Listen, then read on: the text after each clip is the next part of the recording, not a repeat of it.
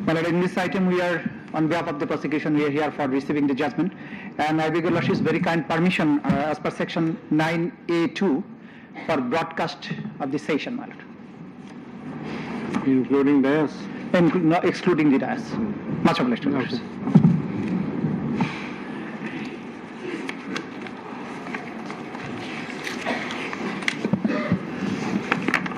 Much awaited judgment.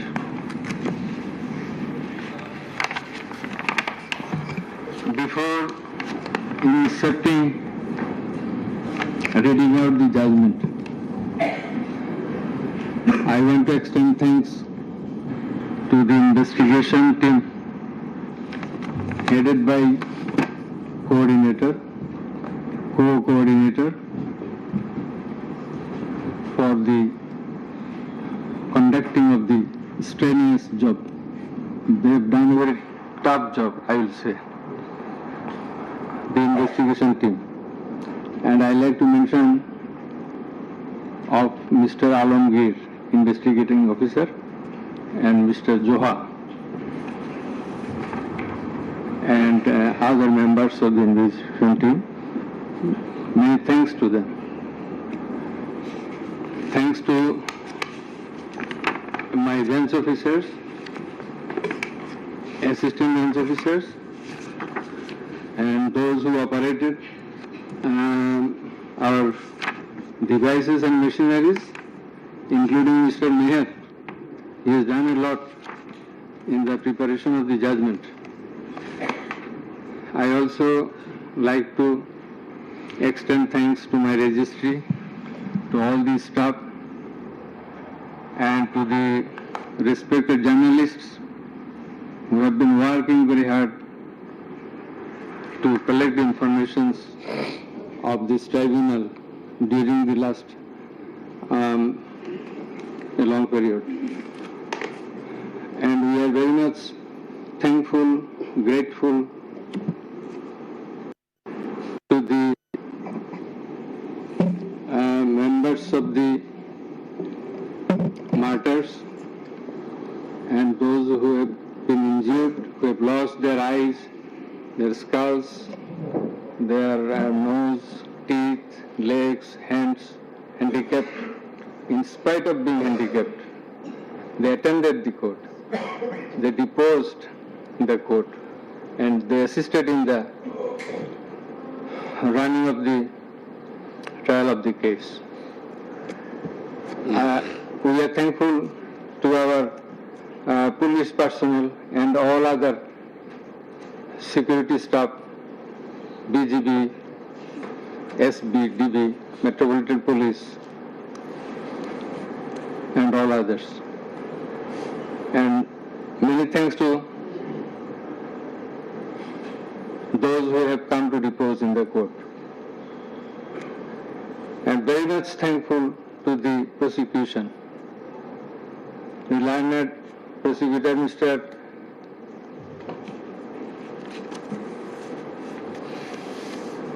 Nizamul Islam, Mr. Ghazi Manwarul Hussain. They played a substantial part in the trial.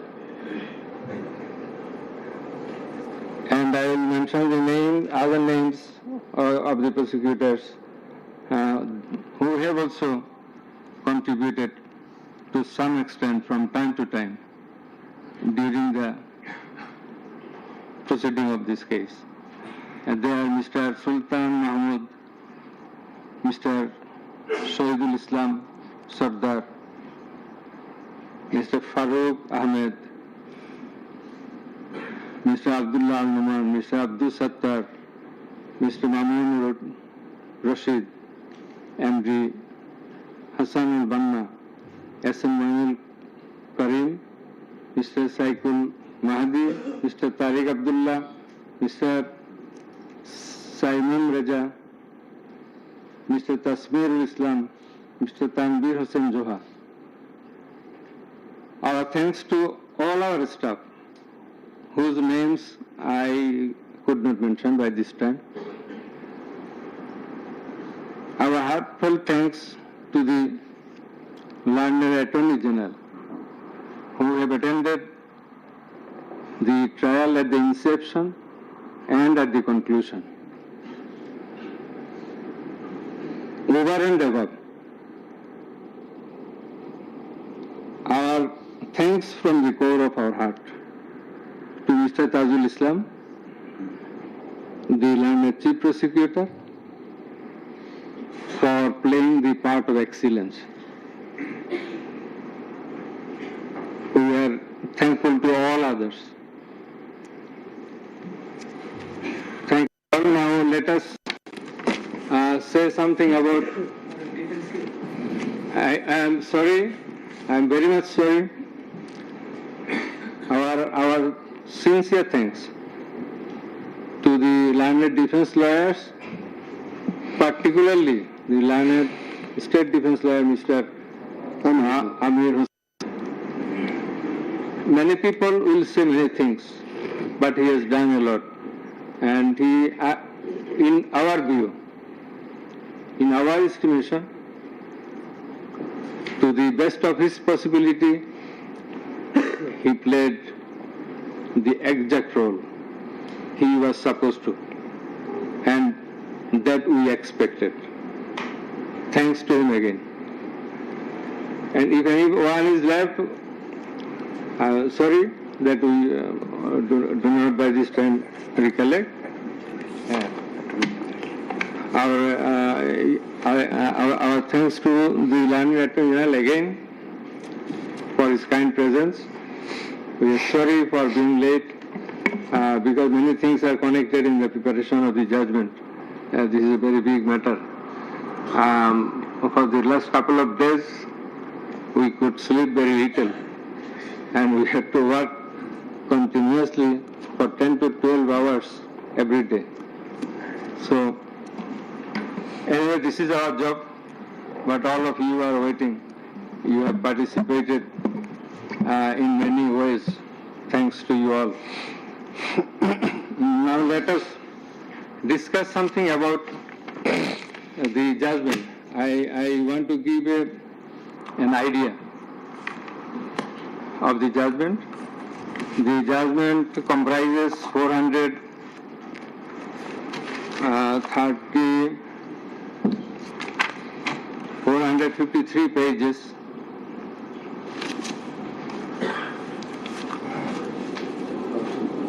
And it consists of 6 parts.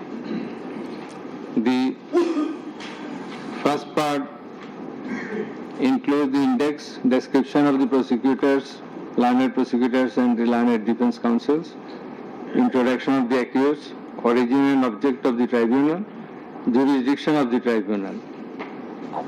Article 7 of the Rome Statute, which is the basis of trial of our tribunal. Elements of the crime against humanity. We are trying the offense, we are holding trial of the crime against humanity. So, elements of crime against humanity, these are enunciated by the Rome Statute and being followed and exercised by the International Criminal Court and other international tribunals. We are also following the Rome Statute as well as our law, and particularly the elements as enshrined therein. And the elements of superior common responsibility. In such cases, superior common responsibility is bulkily involved, and that's why we have to have regard to this aspect as well. And we have stated the standard of the tribunal. That is, we compare the standard of this tribunal with the standard of the other international tribunals as well as the International Criminal Court. And we have said about the trial procedure, Part 2, pre-trial proceedings, Part 3, prosecution story and defense case.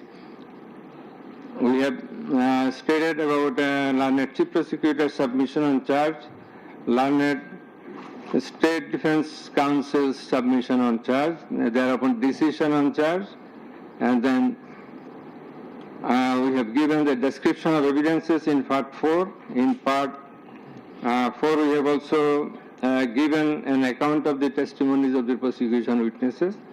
In part 5, we have given the illustration of the evidences, that is the discussion of the evidences. Used arms and ammunitions. We have given an account of the used arms and ammunitions.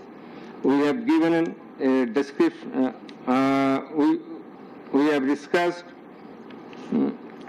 about the telephonic conversations of accused Sheikh Hasina with a number of persons from time to time. We have discussed and extracted the reports of daily newspapers concerning the issues of this case, reports of United Nations Human Rights Commission, reports of Odhikar, another Human Rights Commission, reports of Human Rights Watch, and Globe Institute, and so on. We have discussed about the videos of the occurrences which have been displayed in the tribunal. And we have described the extent of cruelty administered upon the victims who have died and who have been seriously injured and lost their vital organs of the body. And we have talked about seized alamots.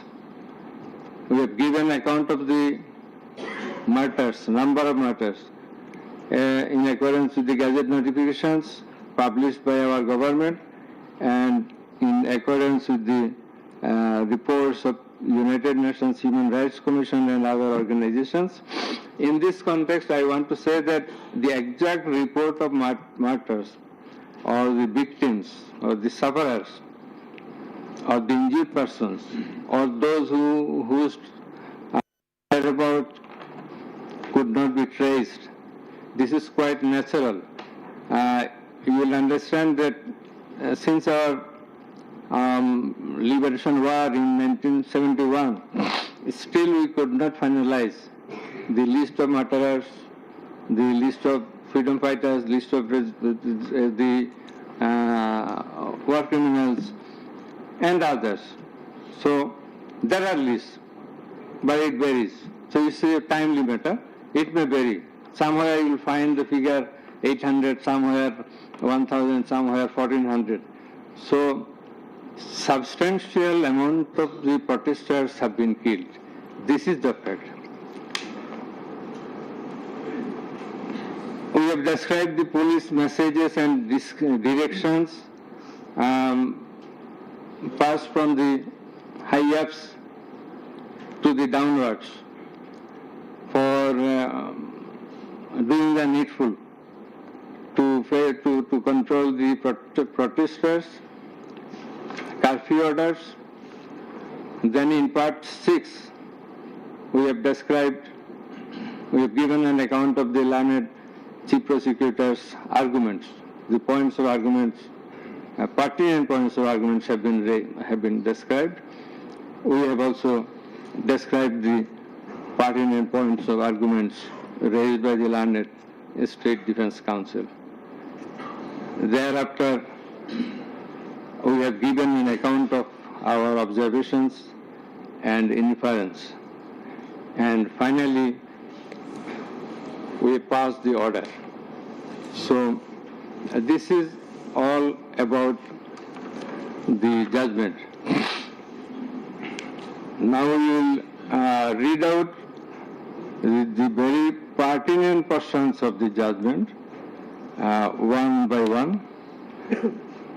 At first, our learned member 2, he will read out a portion of the judgment commencing from origin and object of the tribunal, jurisdiction of the tribunal, and he will read out Article 7 of Rome Statute, elements of crime against humanity, elements of superior command status responsibility, and then the charges. Thereafter, learned member 1, he will read out some questions from the discussion of the evidences. The report of the United Nations Human Rights Commission, and then the extent of cruelty administered upon the victims, and thereafter the points of arguments submitted by the learned chief prosecutor and the learned state defense counsel. And finally, I will read out the conclusion and the order. So it will take about 40 minutes. We hope that you will be listening to the deliberations. Thank you very much. Now the turn of our learned member to his reading out, as I have mentioned. Origin and object of the tribunal. The International Crimes Tribunal has been established under the International Crimes Tribunal Act 1973 to provide for the detention, prosecution and punishment of the persons for genocide, crimes against humanity, war crimes and other crimes under international law committed within or beyond the territory of Bangladesh, whether before or after commencement of the Act. Jurisdiction of the Tribunal. The Tribunal has got the jurisdiction to try the offences enshrined in Section 3 and 4 of the International Crimes Tribunal Act 1973.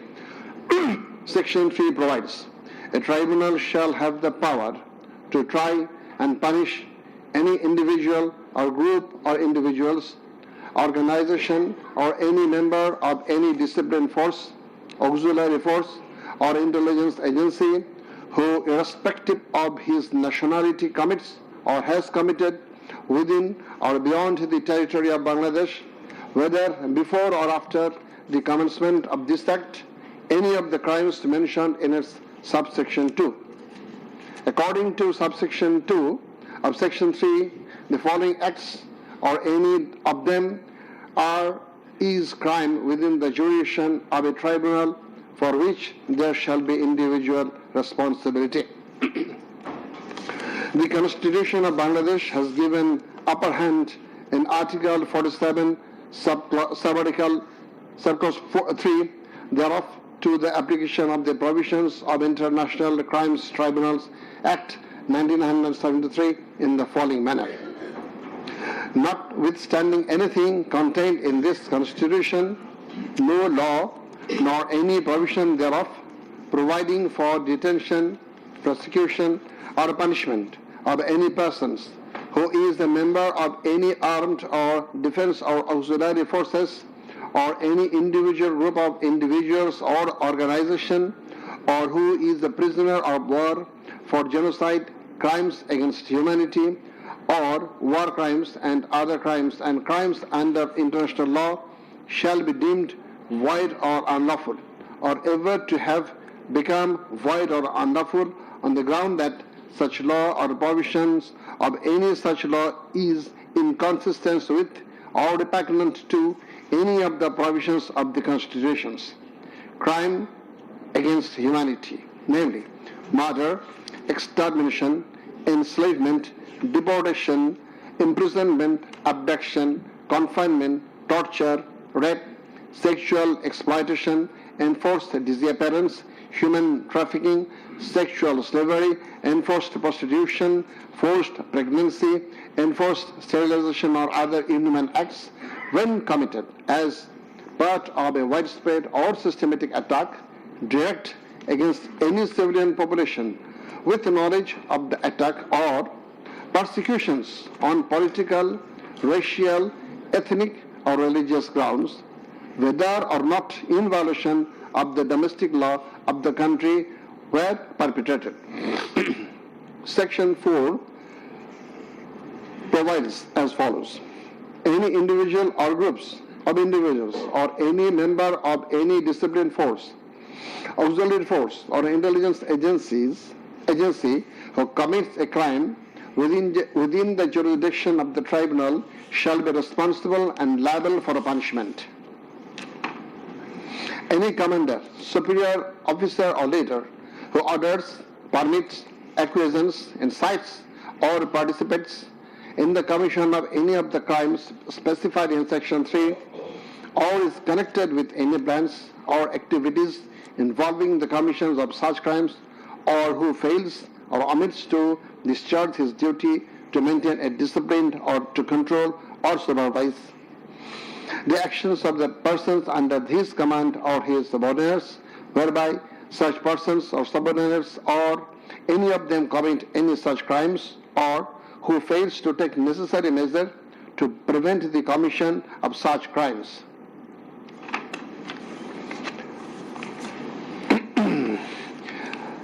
Now, crimes against humanity according to Rome Statute. For the purpose of this statute, crime against humanity means any of the following acts when committed as part of a widespread or systematic attack directed against any civilian population with the knowledge of the attack: A. Murder and reading the relevant ones, murder, torture, other inhuman acts of a similar character intentionally causing great suffering or serious injury to body or to mental or physical health. The core offense in the instant case is the crime against humanity. Thus, we have to see what elements are required to constitute this crime. In Section 4 of the Act, there must be an attack. B. The attack must be widespread or systematic. C. The attack must be targeted a civilian population. D. The attack must be within the knowledge of the superior, or the superior should have known of the attack in order to hold him or her liable for the crime. The superior must have been in the control over the concerned subordinates. Elements of superior command responsibility. From the jurisprudence and eminent from the international crimes tribunals, it is generally agreed that 4 elements must be proven for a person to be held responsible as superior. The elements are: 1. An international crimes must have been perpetrated by someone other than the accused. 2. There existed a superior-subordinate relationship between the accused and the perpetrator. 3. The accused as a superior knew or had reason to know that the subordinate was about to commit such crimes or had done so. 4. The accused as a superior failed to take the necessary and reasonable measure to prevent such crimes or punish the perpetrator. Section 4, subsection 2 of the International Crimes Tribunal Act provides that any commander or superior officer who orders, permits, acquiesces, or participates in the commission of any of the crimes specified in section 3 or is connected with any plans and activities involving the commission of such crimes, or who fails or omits to discharge his duty to maintain discipline or to control or supervise the actions of the persons under his command or his subordinates, whereby such persons or subordinates or any of them commit any such crime, who fails to take necessary measures to prevent the commission of such crime is guilty of such crimes. Now, I am going to read the charges. On the point of the jurisdiction of this tribunal raised by the learned State Defense Council, it may be noted that there is no scope in law to raise such question, since question of jurisdiction of the tribunal is barred by section 24 of the International Crimes Tribunal Act. Regarding the allegations against the accused, he merely made flat denials thereto without showing anything subsistence contrary to the acts complained of. On the other hand, on perusal of the formal charges and the documents submitted therewith, and also in consideration of the submission of the learned Chief Prosecutor and the learned State Defense Council, it has been made to appear to us that there are sufficient grounds for framing charges against the accused under Section 3, subsection 2, read with Section 4 of the Act.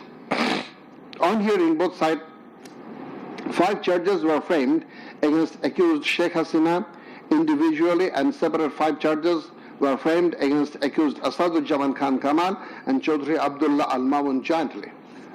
But on scrutiny of the documents and examination of the witnesses of the tribunal deems to condign to reshape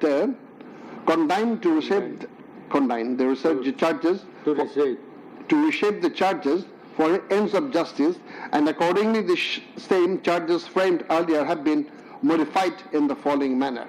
Charge number 1.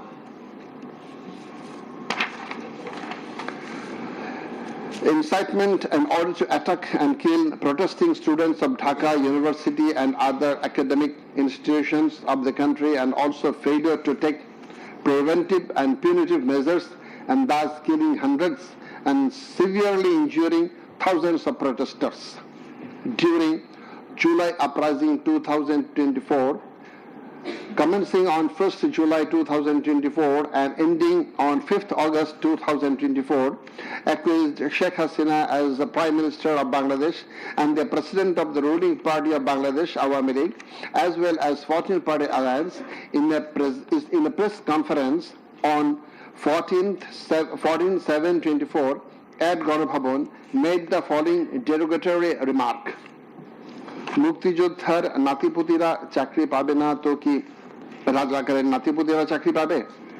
If the grandchildren of freedom fighters should not get job, should the grandchildren of Rajakars get it? Pointing towards the protesters of anti-discrimination student movement while demanding rational reform of quota system in government job, whereby the left defamed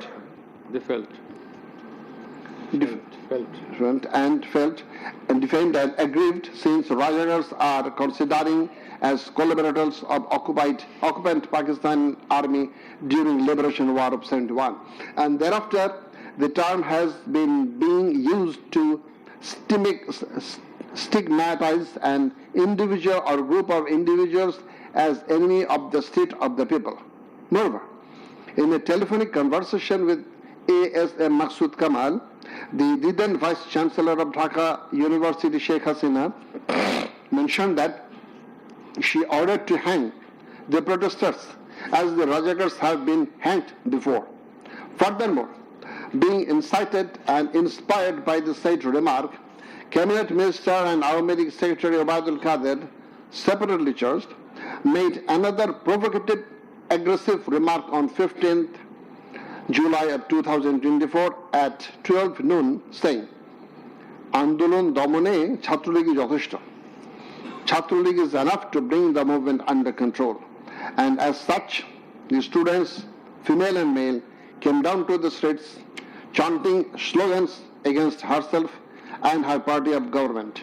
Meanwhile, her subordinates, including the cabinet members, police and other law enforcing agencies,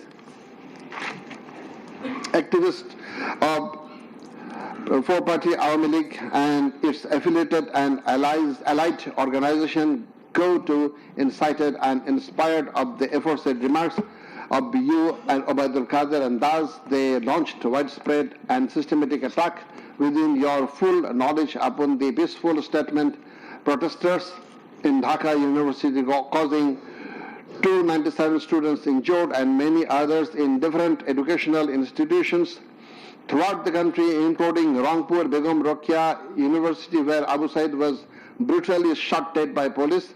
By your incitement and order to kill the protesting students who have been injured and killed as the aforesaid, and also by failure to take preventive and punitive measure against the perpetrators, accused Sheikh Hasina committed the crimes against humanity under Section 3, subsection 2, under Section 4, subsection 1, clause B, and Section 4, clause 3, subsection 3, read with Section 20A of the International Crimes Tribunal Act 1973.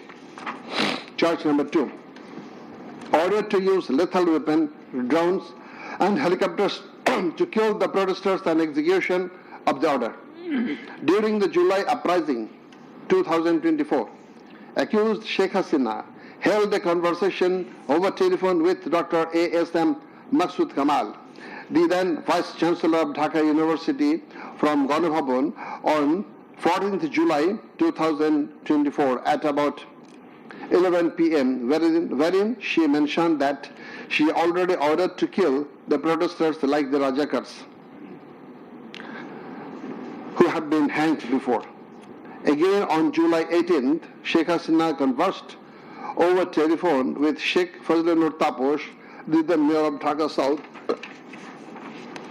South City Corporation, mentioning that she had already given direction to the law enforcement agencies to use helicopter and lethal weapons to kill and eliminate the peaceful, unarmed civilian protesters, and also ordered them to use drones to locate the protesters. She also told him that she passed orders to arrest and protesters across the country.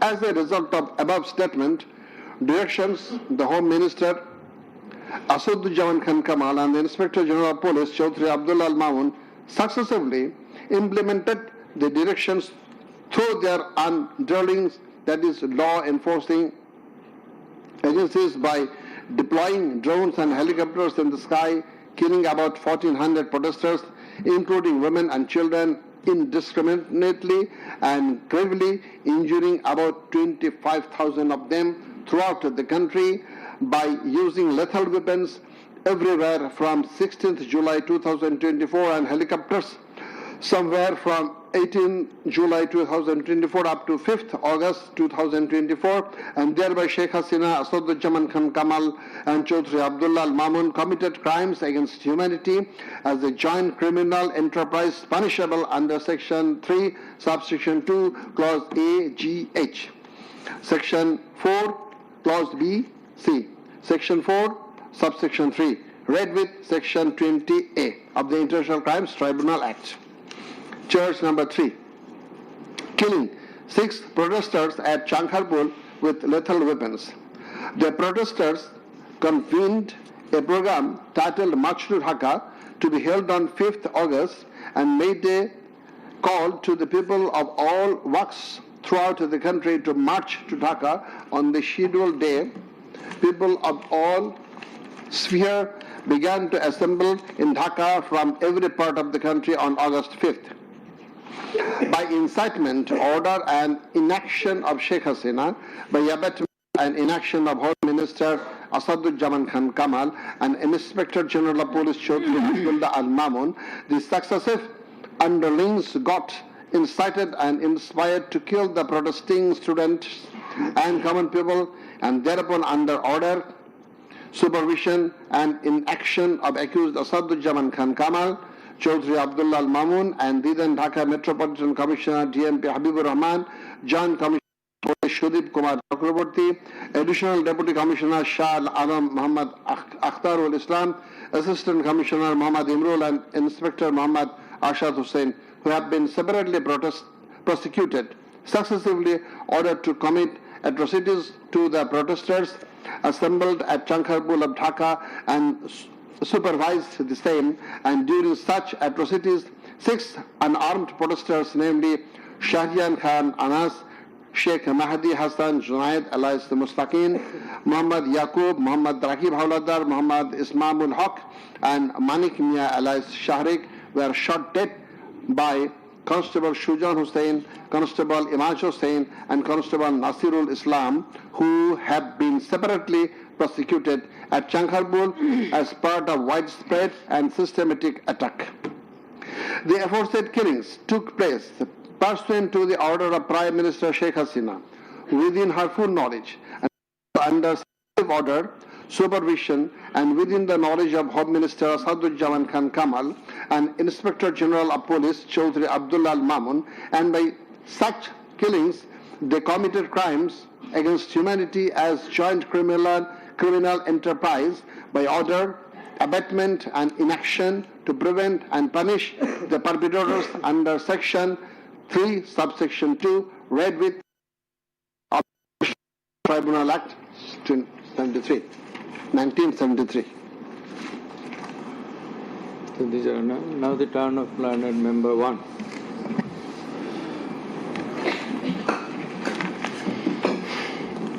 It transpires from the prosecution witnesses deposed in corroboration of the facts of incitement and order of accused Sheikh Hasina to deploy drones and helicopters and also to use lethal weapons to kill the protesters.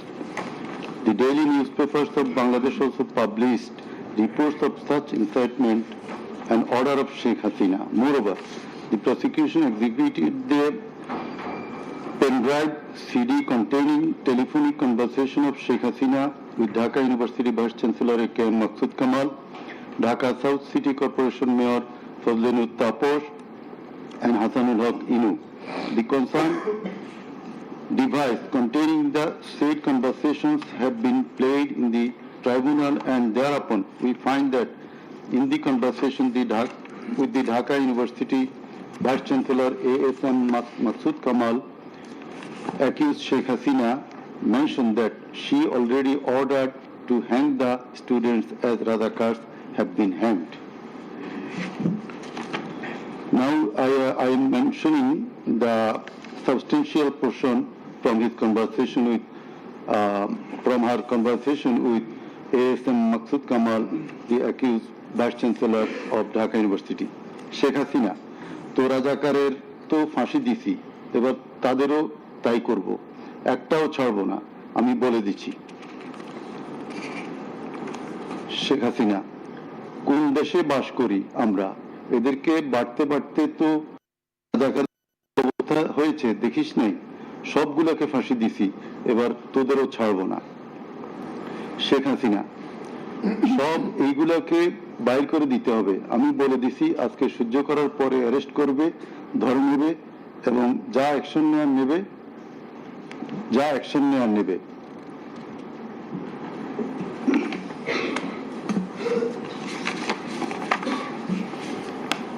Then it also appears from the conversation with Dhaka South City Corporation Mayor Fazlinut Taposh, accused Sheikh Hasina told him that she ordered to kill the protesting students by using helicopters and lethal weapons. The substantial portion of the conversation is Sheikh Hasina, দরকার নাই, ওটা দরকার নাই, আমি সেনাপ্রধানের সাথে কথা বলেছি, ওরা রেডি থাকবে, ঠিক আছে। এখন তো আমরা অন্য করতেছি, ড্রোন দিয়ে ছবি নিচ্ছি আর হেলিকপ্টারে হচ্ছে মানে কয়েক জায়গায়। তাপস, তাহলে ওই কিছু ছবি দেখে পাকড়াও করা যায় না তাদের রাতের মধ্যে? শেখ হাসিনা, সবগুলিকে অ্যারেস্ট করতে বলেছি রাত্রে। তাপস, হ্যাঁ, পাকড়াও করলে ওদেরকে। শেখ হাসিনা, না, ওটা বলা হয়ে গেছে, ওটা নিয়ে র্যাব, ডিজিএফআই, এনএসআই সবাইকে বলা হয়েছে যে যেখান থেকে যে কয়টা পারবা ধইরা পেল। তাপস, জি। শেখ হাসিনা, ওটা বলা আছে, আর এখানে গ্যাদারিং দেখবে সেখানে, আর যেখানে গ্যাদারিং দেখবে সেখানে ওই উপর থেকে করাচ্ছি, অলরেডি শুরু হয়েছে কয়েকটা জায়গায়। তাপস, জি।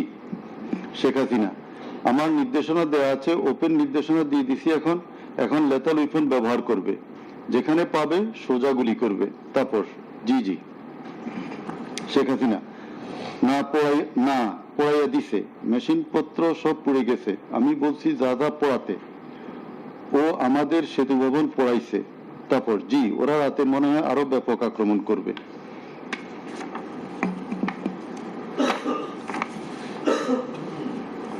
In the conversation with the Hasanul Haq Inu, accused Sheikh Hasina mentioned of bombing upon the protesters from the helicopter. The substantial portion, relevant portion from the conversation.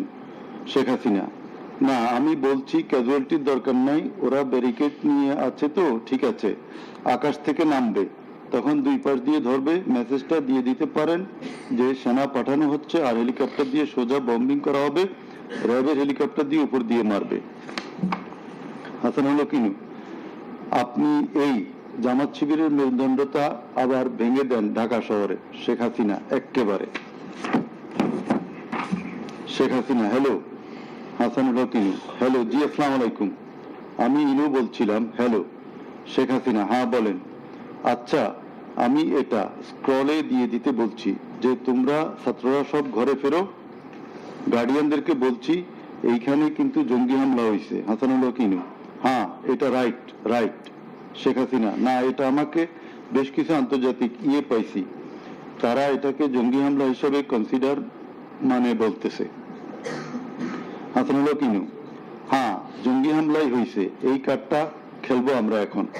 Sheikh Hasina না, কার্ড খেলা না, এটা আমি আগে করি নাই, কিন্তু আমাকে আন্তর্জাতিক সংস্থা থেকে মেসেজটা দিচ্ছে যে এটা জঙ্গি হামলা। হাসানুল হক ইনু জঙ্গি সন্ত্রাসের মোকাবিলা করছে এখন সরকার। শেখ হাসিনা তারা আমাকে এটাই বলছে যে এটা জঙ্গি হামলা, দিয়ে দিব পেপারে।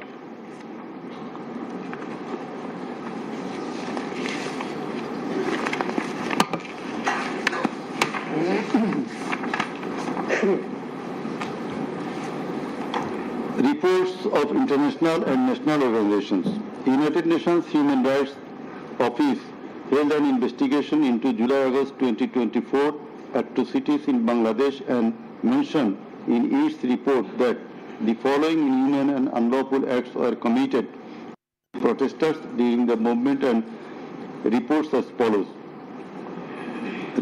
as follows. Based on direct testimony from senior officials involved and other inside sources, OHCHR was able to establish that the integrated and systematic effort using the entire range of police, paramilitary, military and intelligence actors, as well as violent elements linked to the Awami League to commit serious violations and abuses occurred with the full knowledge, coordination and direction of the political leadership. The then Prime Minister and Home Affairs Minister led parallel efforts to coordinate the security and intelligence apparatus. Both received regular reports on the situation on the ground from multiple sources. According to senior official testimony, reports provided to the Prime Minister by senior officials on 21 July and in early August specifically conveyed concern about excessive use of force.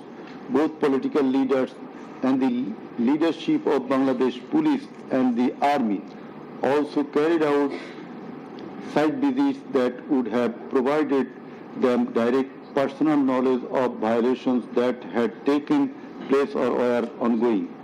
Furthermore, the political leadership issued direct orders and other directives authorizing and guiding operations by BGB, RAB, DGRI, the Bangladesh Police and its detective branch that involved serious violations of human rights against protesters and other civilians, including extrajudicial killings and arbitrary detention.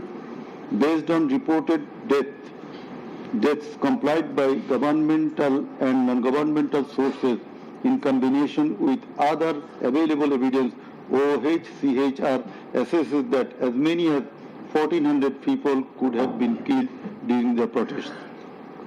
The vast majority of whom were killed by military rifles and shotguns loaded with lethal metal pellets commonly used by Bangladesh's security forces. Thousands more suffered severe, often life-altering injuries. More than 11,700 people were arrested and detained, according to the information from the police and RAB provided to OHCHR. Government attempted to intimidate and delegitimate the student protest movement, mobilized of Chhatra League, police and paramilitary forces, materialize of policing in Bangladesh, incited violence by armed Awami League and activists on and around university premises, conducted coordinated attacks by armed Awami League supporters and the police, use of force violations by police, RAB and BGB, including extrajudicial killing, like killing Abu Said of Begum Ruqayya University, Rangpur, 16 July, made systematic indiscriminate use of shotguns loaded with lethal ammunition, suppressed peaceful assembly at Dhaka University on 17 July. Police, RAB and BGB extrajudicially killed protesters in Uttara on 18 July. Disproportionate and indiscriminate use of firearms in response to violent unrest, indiscriminately shooting in Rampura and Badda by BGP and police on July 19. Violently cleared the Dhaka-Chattogram highway in Jatrabari on between 16 to 21 July. Extrajudicial killings to suppress the march to Dhaka on August 5 involved the army who shot at protesters at Jamuna Future Park on 5th August 2024, used helicopter to intimidate and deploy possibly unlawful force, obstructed of medical care and denied necessary medical documentation, obstructed medical treatment of victim Sheikh Asabul Yamin, shot by police, caused mass arbitrary arrests, detention without due process and torture and ill treatment, caused block raids and mass arrests, including injured persons. Students and opposition leaders attacked journalists, children and women and caused unjustified shutdown of internet. In the said report, Mr. Volker Turk, the High Commissioner of Human Rights Office of United Nations, that the atrocities committed in July Revolution 2024 in Bangladesh was preconcerted and systematic in order to remaining in power. There are cogent grounds to believe that hundreds of extrajudicial killings, arrest, detention and torture were carried out by the political leaders and the highest law enforcing authorities within their knowledge and under their direction and supervision as strategy to suppress the government, whereby human rights have been seriously violated and thus international crimes have been committed. He also observed that the evidences collected do depict a picture of widespread state atrocities and targeted killings. He further remarked that such atrocities ought to be brought under accountability.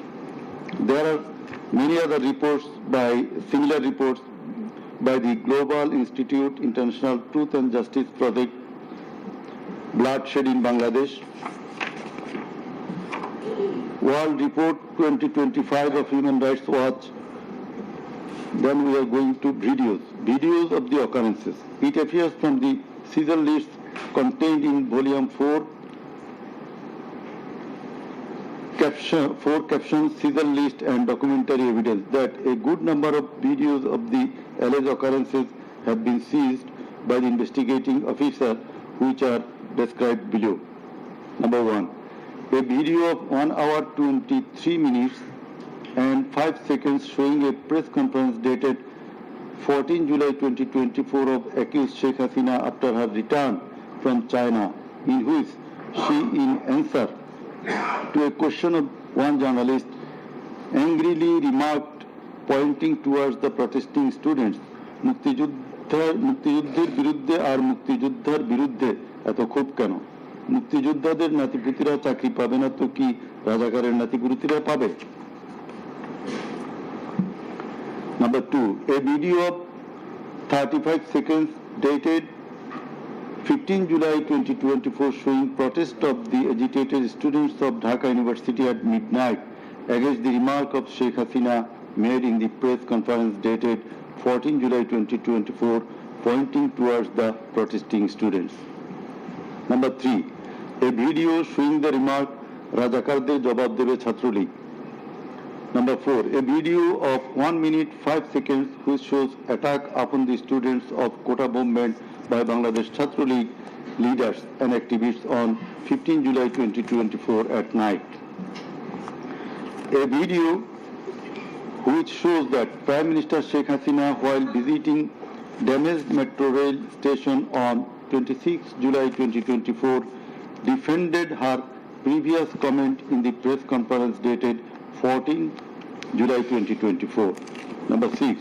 A video showing Prime Minister Sheikh Hasina in course of her deliberation in a function of Jubo Mahila League held in July 2024 commented that the quota movement was illogical and also commented Jamaat Shibir Manusher Jatna.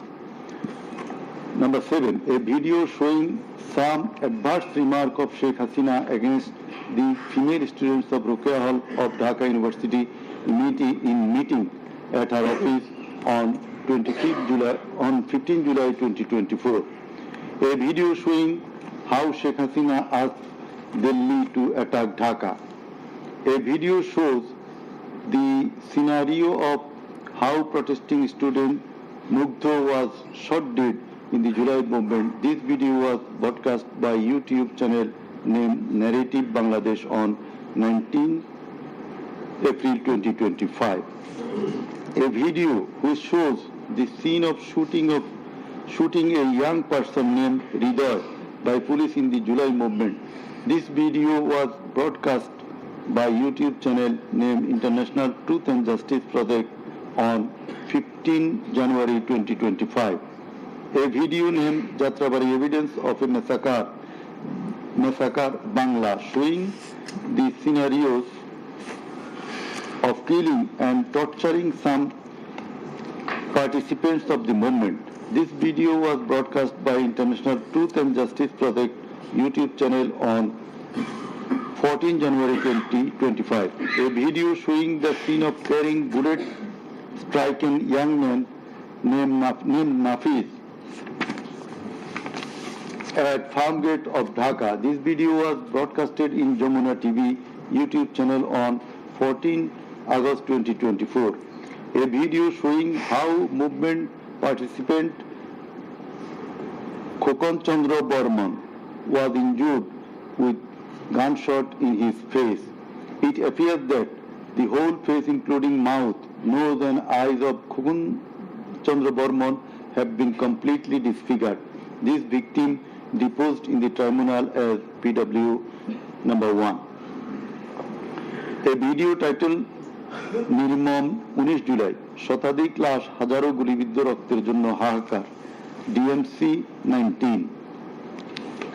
A video titled RAB helicopter attacked Kota Andolon 2024 showing operation upon the protesters from RAB helicopters at different parts of Dhaka in July 2024. A video showing how protester Imam Hassan Taim Bhuiya was shot dead at Jatrabari, Dhaka. 4 videos in a pen drive showing the passing of order by DMP Commissioner Habibur Rahman to the subordinate asking them to shoot the protesters below waist. A number of videos showing shooting upon the protesting people from helicopter. A video showing the scene of burning the dead bodies of protesting students and common people by police at Ashulia, Dhaka on 4th August 2025 during the July movement. A video showing the scene of Abu Said, a coordinator of July movement 24 being shot multiple times by police at a close range with lethal weapon. A video showing the scene of a dead body of protester Asabul Yamin being thrown from APC armed personnel carrier by police. A video which showing the accused Home Minister Asaduzzaman Khan Kamal defending the use of lethal weapon by police. Extent of cruelty. It transpires from the evidences that cruelty of the extreme level was administered upon the dead and injured protesters. Police and activists of Awami League, Chhatra League and Jubo League blocked the entrance and exit of ambulances carrying the injuring protesters.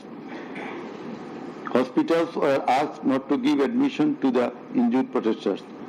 It appears from the testimony of PW2 that in some cases patients were searched by police and ruling party activists. Doctors were intimidated and some of the doctors were transferred due to giving treatment to the protesting injured persons.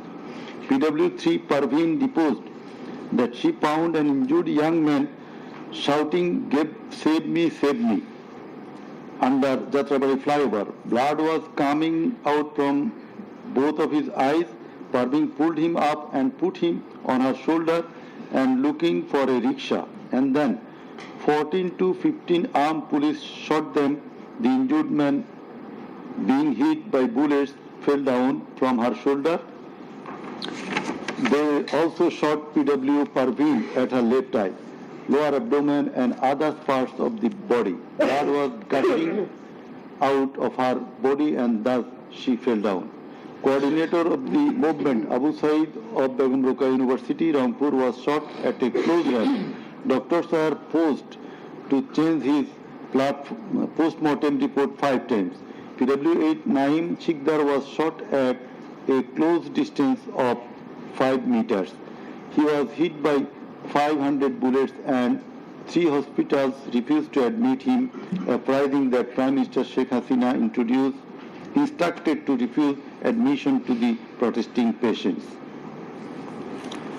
PW8 also said that Chhatro League activists were searching him and as such he was hidden in separate room by the doctors. It is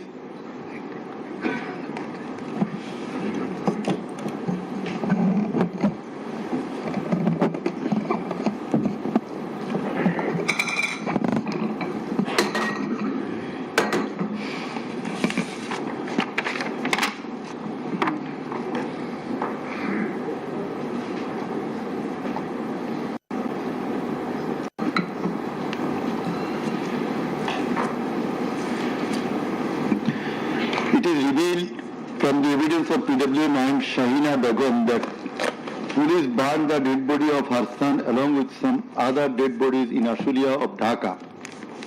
PW10 MD Enab Nazez Zaki also stated that his son was killed and then the dead body was burnt by police in Ashulia. We find from the testimony of PW10 Asabur was shot dead and set ablaze. It appears from the testimony of PW13 Dr.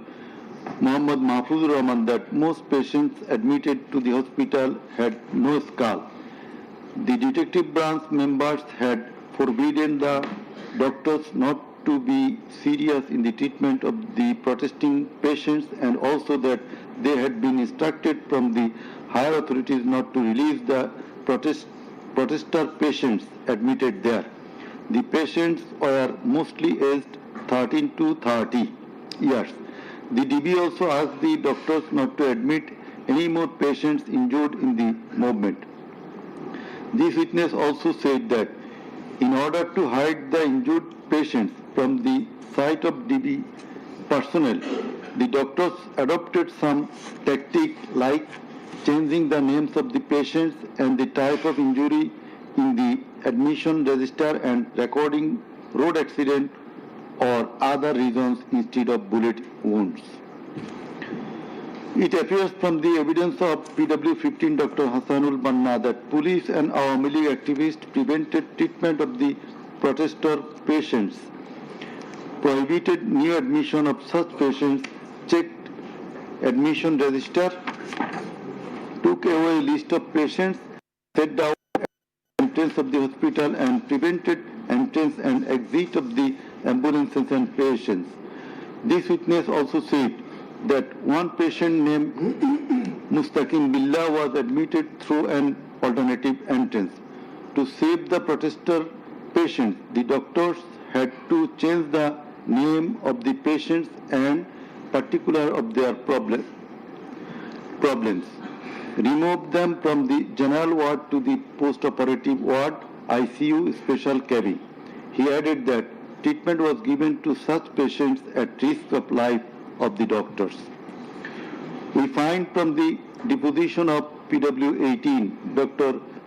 Razibul Islam, that he was forced to change the post-mortem report of Abu Said 4 to 5 times. He was threatened with the saying that if he does not change the cause of death of Abu Said, he would be prosecuted.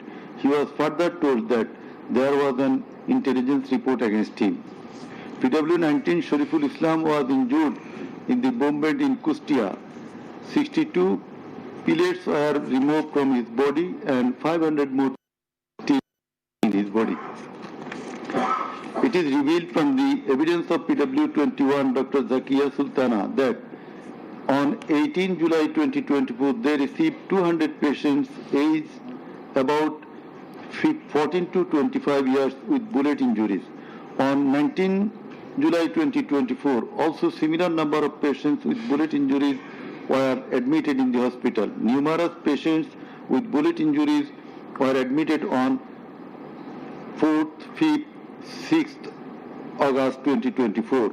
It further appears from the evidence of this witness that out of episode patients, 493 lost one eye forever, 11 lost both eyes forever, 28 lost vision of both eyes, and 47 lost vision of one eye. It appears from the evidence of PW22, Mr. Idris, that while his son Maruf Hussain, after being shot by police, was being taken to the hospital, a policeman poked the wounded area of his son with the rifle butt. PW23 Amina Akhtar deposed that while Home Minister Asaduzzaman Kamal and IGP Chaudhry Abdullah Mamun were passing across Jatrabari, one police officer was showing them a video of their attacks on protesters and said, "Guli kori ekta, more ekta, ahoto hoy ekta, ektai jay, bakita jay na." It transpires from the testimony of PW27, Dr. Mashuk Ahmed, that Chhatraleague activists stopped ambulance carrying protesting wounded near Shahidullah Hall of Dhaka University. They also checked the patient identity, asked the doctors not to treat the wounded protesters and also not to be so serious in their treatment. He further said 5 doctors were transferred elsewhere due to rendering treatment to protesters with bullet injuries. This witness also stated that the direction of the gunshot wounds of the patients treated on 19, 20, 21 July and 4-5 August in Dhaka Medical College Hospital was from the top to the bottom. He meant that the gunshot was done from above, which obviously implies helicopter. It appears from the evidence of PW47 Nahid Islam deposed that bullets were fired from helicopter and that many false cases were filed against the protesters, and also that the activists of Awam League, Jubo League and Chhatraleague prevented the treatment and burial of protesters. Furthermore, some of the protesters were forcibly disappeared and many dead bodies of the protesters were concealed. He himself and some other student leaders were abducted. PW48 Ali Ahsan Junaid stated that on 15 July 2024, Chhatraleague activists brutally attacked and injured the Dhaka University students, hindered going to the hospital and tortured them in the hospital. He further said that the protesters were fired from the helicopter. We find from the evidence of PW54, MD Alamgir, investigating officer, that the protester named as Ashabul Yamin was thrown down from the APC by the police.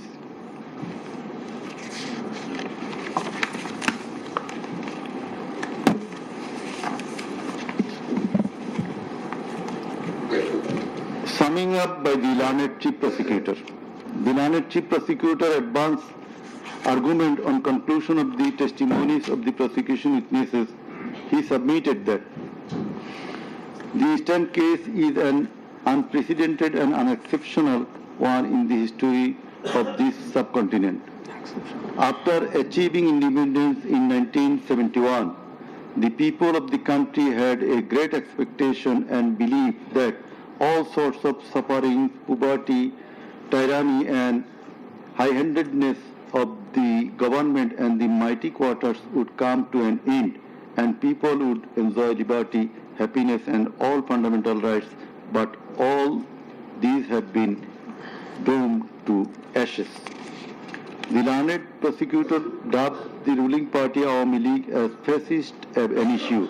From the very inception of independent Bangladesh, the Awami League government concentrated to perpetuate its power by way of exploitation, torture, killing, abduction, denial of democracy and fundamental rights of the people, freedom of press and speech, as well as social justice, and thereupon established dictatorship by forming Bakshal. The then Awami League government, led by Sheikh Mujibur Rahman, planned in connivance with a neighboring country to weaken and abolish our glorious army and thus formed Rakhi Bahini, an armed organized parallel to the army. In the like way, after coming to the power in 2008, accused Sheikh Hasina's government committed the same acts like torture, abduction, killing, false prosecution, imprisoning, confinement, enforced the appearances, so dominated judiciary, restricted the freedom of press and freedom of speech.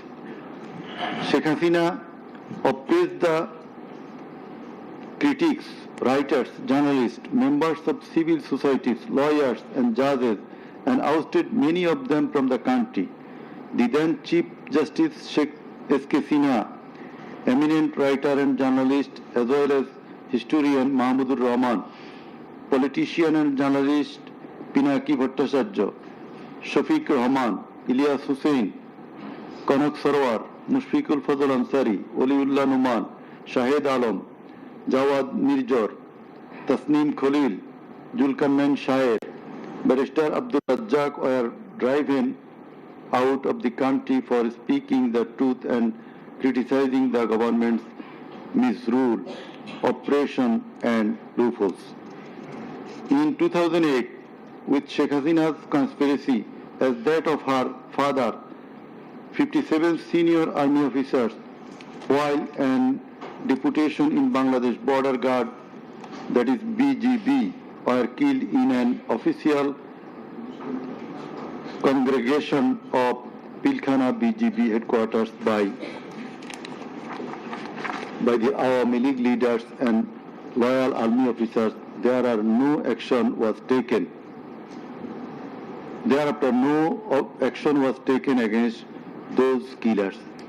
In 2013, the law enforcers and the ruling party activists killed hundreds of innocent young and underage madrasa students in a congregation arranged by Islamic organization Hifazat-e-Islam at Shapla Chattor, Dhaka, without any cogent reason, and thereafter no action was taken against the killers.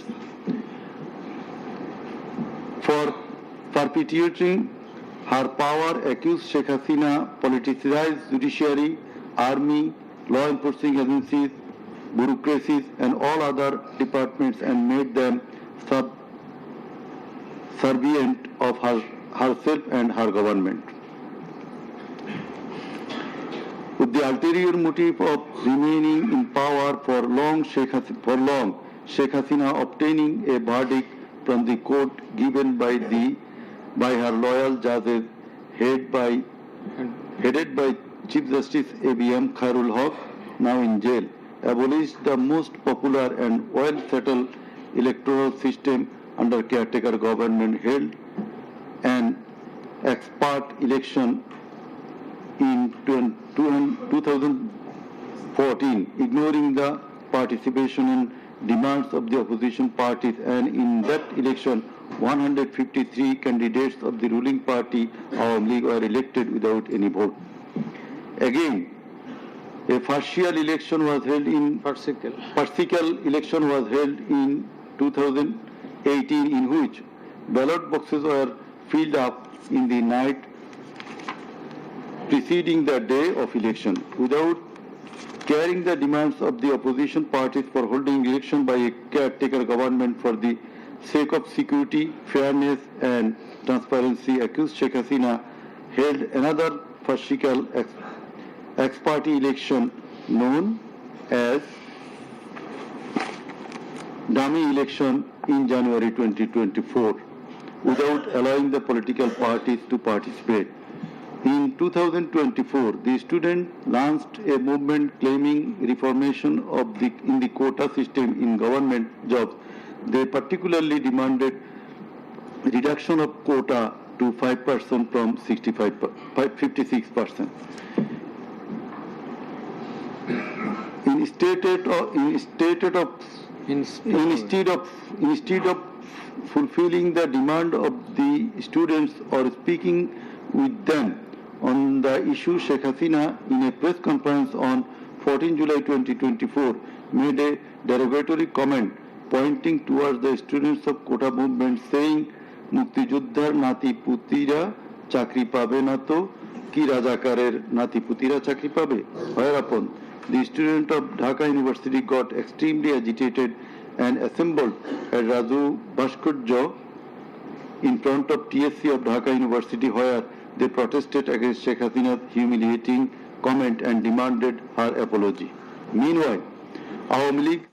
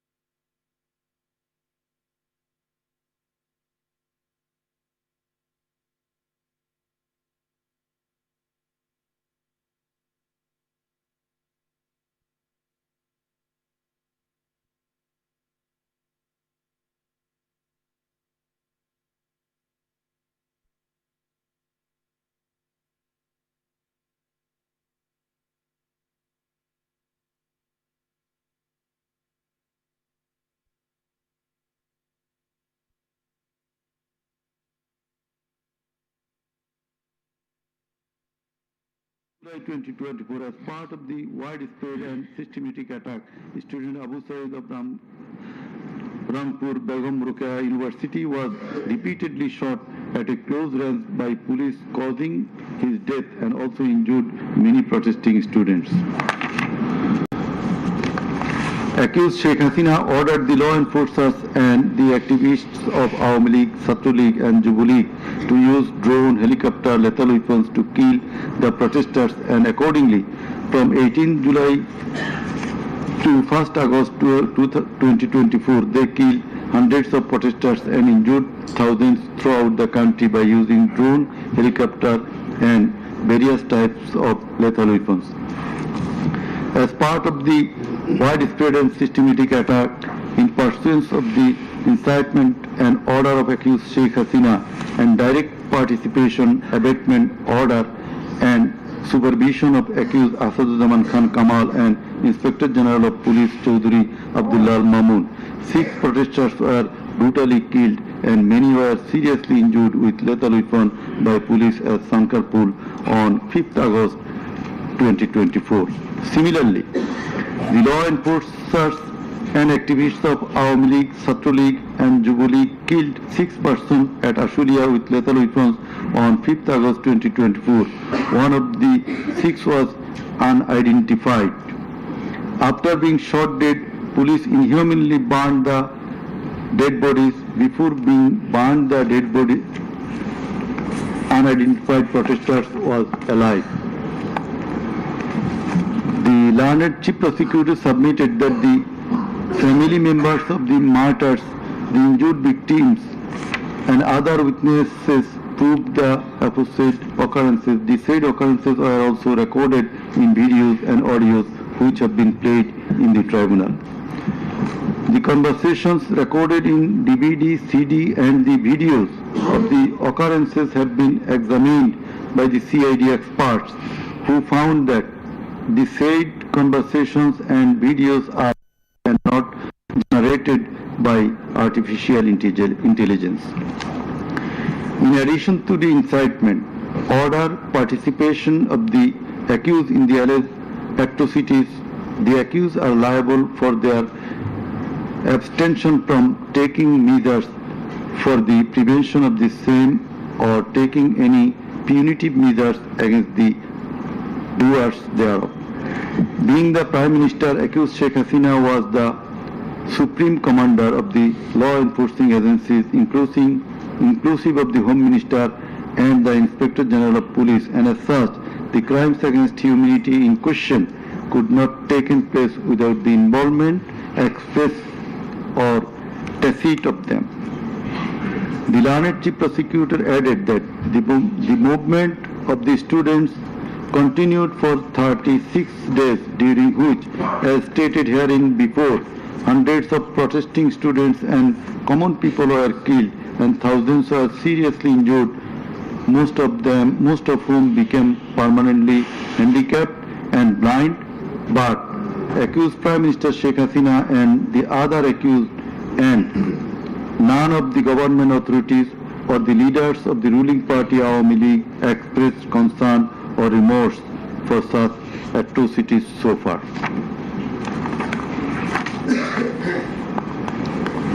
Accused Sheikh Hasina, instead of expressing remorse or seeking apology for the said crimes, continued to commit further crimes by threatening the present government, the International Crimes Tribunal personnel and the prosecutors and also the political party leaders in her hate speeches in audio conversations from time to time.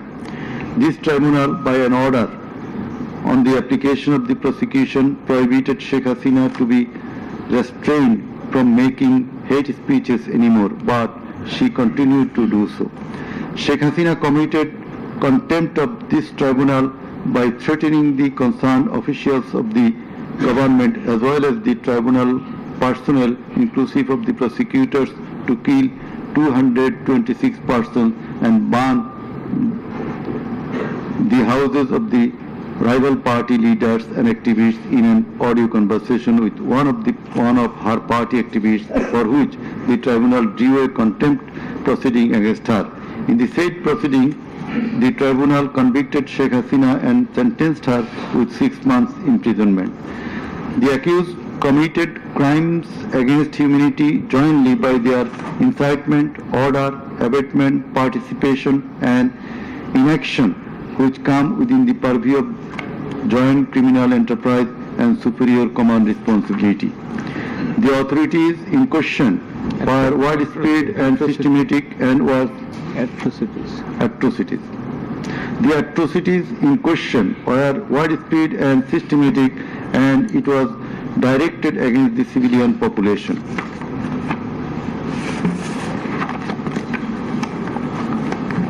The learned Chief Prosecutor concluded his submission with the saying that in the circumstances it has been proved and established beyond reasonable doubt that the accused committed the crimes against humanity by their incitement, order, participation, abatement and also inaction, whereupon they deserve the maximum punishment as prescribed by Section 3, subsection 2, A, G, H and Section 4, subsection 1, subsection 2A, 4.2b, 4.2c and 4.3 of the International Crimes Tribunal Act 1973. He added that the evidences against the accused are so strong and adequate that if they are tried in any other court or tribunal in the world, they would be awarded the maximum punishment. It may be noted here that the learned prosecutor, Mr. Sheikh Mahdi, assisted the Chief Prosecutor by referring a number of decisions of different international tribunals. In the summing up session, the learned Attorney General of Bangladesh appeared and shared the concluding submission. In his submission, the learned Attorney General referred to the conviction and sentence of many of the heads of government and states in the world for their commission of crimes against humanity, and thereupon he asked for awarding maximum punishment to the accused of the instant case so that no other Prime Minister or the head of state recur such atrocities in the days to come. Summing up by the learned State Defense, Mr. Amir Hussain, the learned State Defense Council argued that accused Sheikh Hasina and Assaduzzahman Kamal are quite innocent. The accused did not incite or order or participate or abet the commission of the crimes against humanity in question. The trial itself against the accused under the International Crimes Tribunal Act 1973 is unlawful since the act was passed for the purpose of trial of the persons who committed genocide in 1971. Allegedly, the atrocities spread throughout the country, but the prosecution failed to examine witnesses of all the districts where atrocities took place.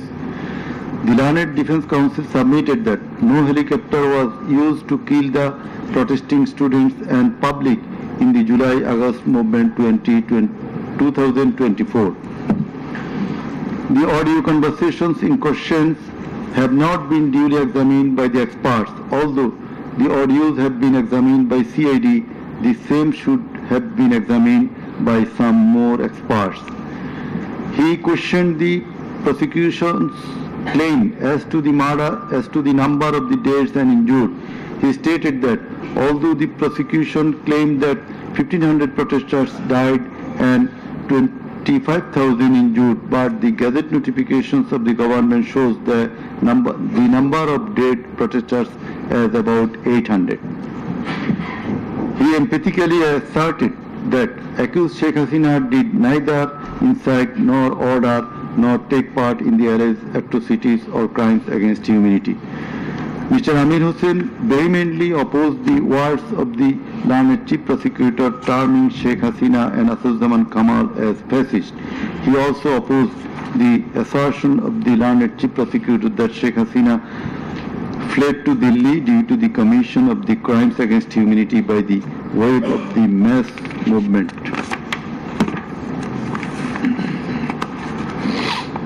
Rather, she was compelled to depart the country against her will. The Learned State Defense Council argued that the attack in question was neither widespread nor systematic nor directed against the civilian population. The Learned State Defense Council further submitted that the accused Sheikh Hasina and Assaduzzahman Kamal cannot be held liable for joint criminal enterprise or superior command responsibility. He finally submitted that accused Sheikh Hasina and Assaduzzahman Kamal are quite innocent and as such they deserve to be acquitted of the charges. Now the Honorable Chairman of the Tribunal, Mr. Justice Ghulam Murtaza Chaudhary, will read out the final portion of the judgment, including the observation. Thank you.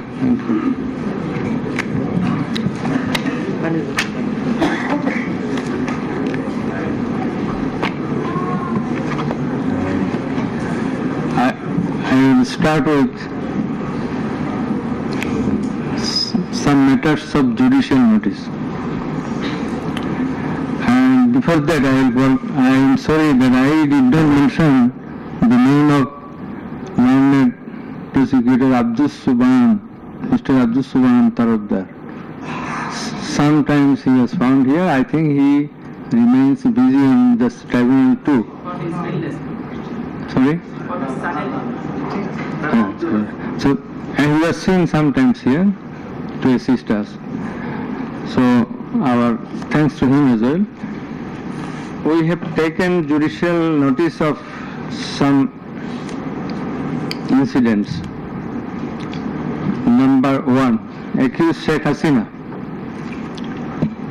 started making contemptuous and hate speeches in the social media subsequent to the July movement 2024, whereupon she was ordered by this tribunal to be restrained from such speeches of contempt and hatred.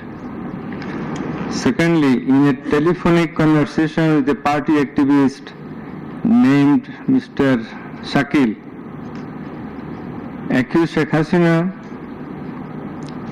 infringing tribunal's order, made some hateful and contemptuous remarks, asking said activist Shakil to kill 226 persons, as 226 cases have been filed against her, and to burn the houses of the rival people, whereupon this tribunal convicted her for contempt of the tribunal and sentenced her to 6 months imprisonment. Another one, the tribunal has further noticed one of her interviews published in the Daily Star a few days ago. The date has not been noted here, in which she impliedly admitted that atrocities had certainly taken place in July movement 2024, but she denied that she ordered to commit such atrocities. It has further been noticed by the tribunal that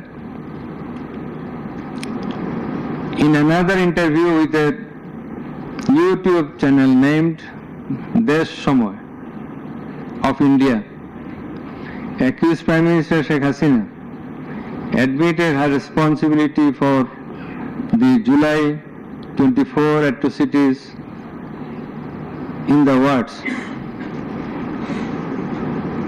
within quotation, as the leader of the country, I assume ultimate leadership responsibility.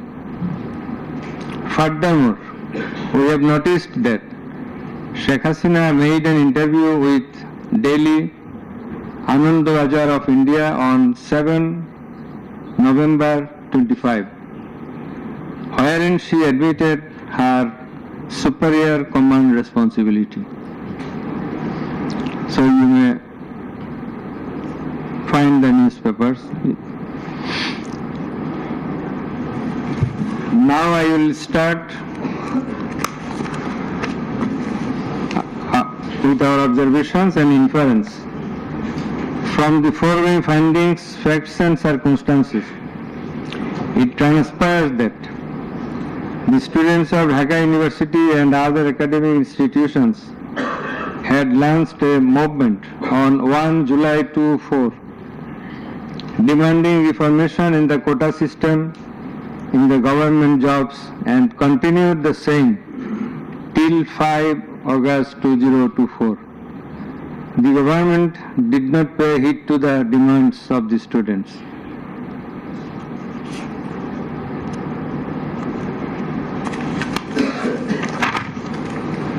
Instead of listening to the students and fulfilling their demands, the then Prime Minister, accused Sheikh Hasina, undermined the movement and made a derogatory remark pointing towards the students, terming them Rajakars. The term is an objurgation. In Bangla, this is a gali. In her words, Mukti Joddha Natiputira Chakri pabe na to Rajakarer Natiputira pabe. As the aftermath of aforesaid objurgation and the derogatory remark of accused Sheikh Hasina, the students, including female students who were at the forefront of Dhaka University, burst into a rage and assembled at the Raju Bhaskarya in front of TSC of Dhaka University and vehemently protested against the said objurgation and defamatory words of Sheikh Hasina, and also demanded her apology and withdrawal of the said words.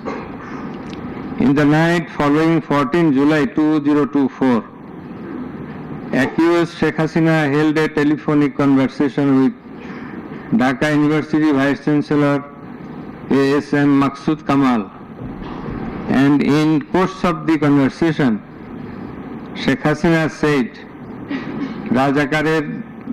রাজাকারদের তো ফাঁসি দিয়েছি, এবার তোদেরও তাই করব, একটাও ছাড়বো না, আমি বলে দিচ্ছি। Rajakars have been hanged, now they also will be hanged, none will be spared. I have already ordered. This is the translation. She again said, রাজাকারদের কি অবস্থা হয়েছে দেখিস নাই, সবগুলোকে ফাঁসি দিছি, এইবার তোদেরও ছাড়বো না। In the said conversation, Sheikh Hasina further said, আমি বলে দিচ্ছি আজকে সহ্য করার পর অ্যারেস্ট করবে, ধরে নেবে এবং যা অ্যাকশন নেওয়ার নেবে। And it is crystal clear that Sheikh Hasina expressed her incitement to the activists of her party Awami League and affiliates, Chhatro League and Jubo League, and also gave provocation to the protesters, and furthermore she expressed that she ordered to kill and eliminate the protesting students.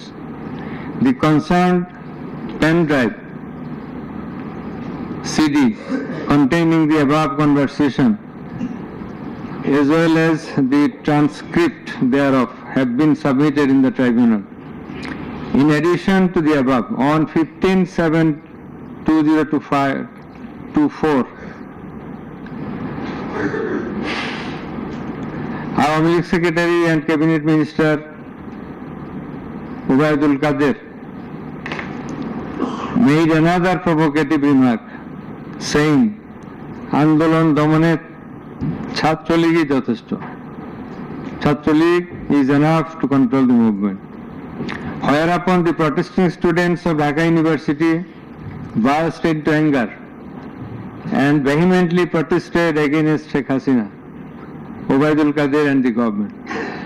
The activists of Chhatro League, Jubo League attacked the protesting students with various deadly weapons and severely injured hundreds of them, whereupon they had to be hospitalized.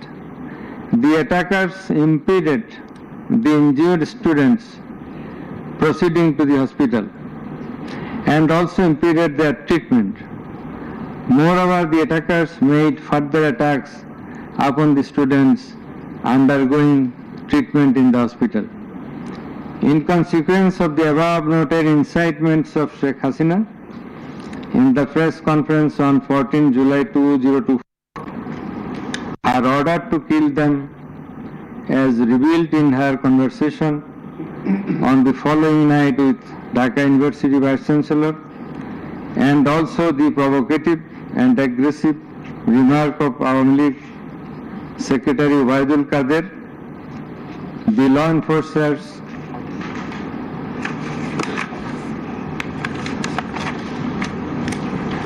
and activists of Chhatro League and Jubo League attacked the protesting students at Dhaka University throughout the country, inclusive of Rangpur, Begum Rokeya University.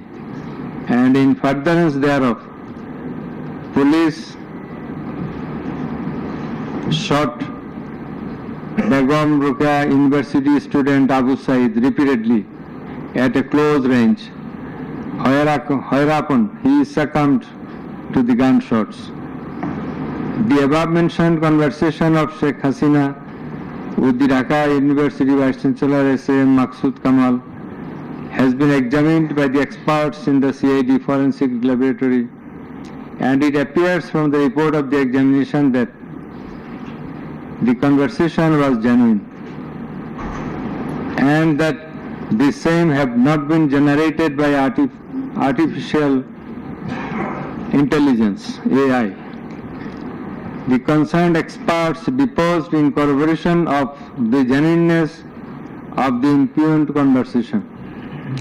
Furthermore, we find support of such conversation in the reports of daily newspapers. In addition to the above, the concerned CD, pen drive containing the conversations has been played in the courtroom in course of the proceeding, and thereupon the conversation seemed to be genuine. The remarks of Sheikh Hasina in the press conference on 14/7/24 has been watched by many people in the television channel and social media. Almost all the witnesses, while deposing in the tribunal, mentioned that they watched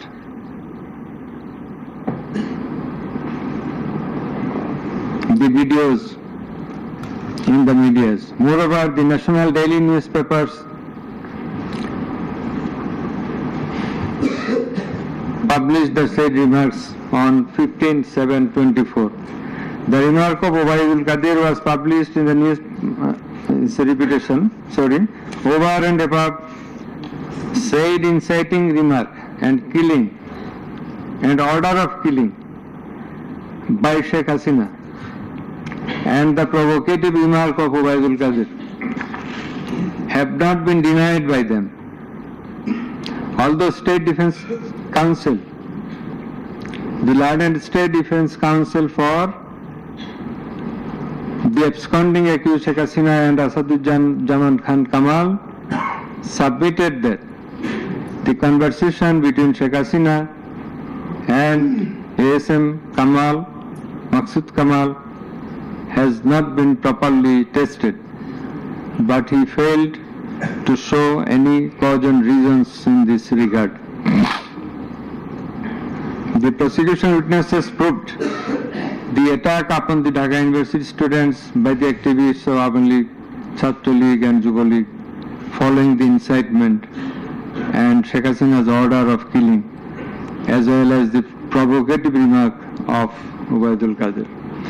Sheikh Hasina ordered the law enforcing agencies to use drone for locating the congregating protesters and thus to use helicopter and lethal weapons to kill them. Such order has been disclosed by Sheikh Hasina in her telephonic conversation on 18/7/2024 with Dhaka South City Corporation Mayor Fazle Nur Taposh, as it has been read beforehand, and also with Hassanul Haq Inu. The concerned pen drive CD containing the aforesaid conversations have been submitted in the tribunal. The said conversations have been examined in the forensic laboratory of CID, and the concerned experts found that the conversations are genuine and not generated by artificial intelligence, AI. Moreover, the pen drive CD containing the conversations in question have been played in the courtroom, and we have heard the conversations, and thereupon it appeared to us that the conversations are real, not fake and fabricated. Accused Prime Minister Sheikh Hasina, accused Home Minister Asaduজ্জামান Khan Kamal, accused Inspector General of Police Chaudhry Abdullah Al Mamun acted jointly in connivance and collaboration with each other to commit the atrocities in order to kill the protesters throughout the country.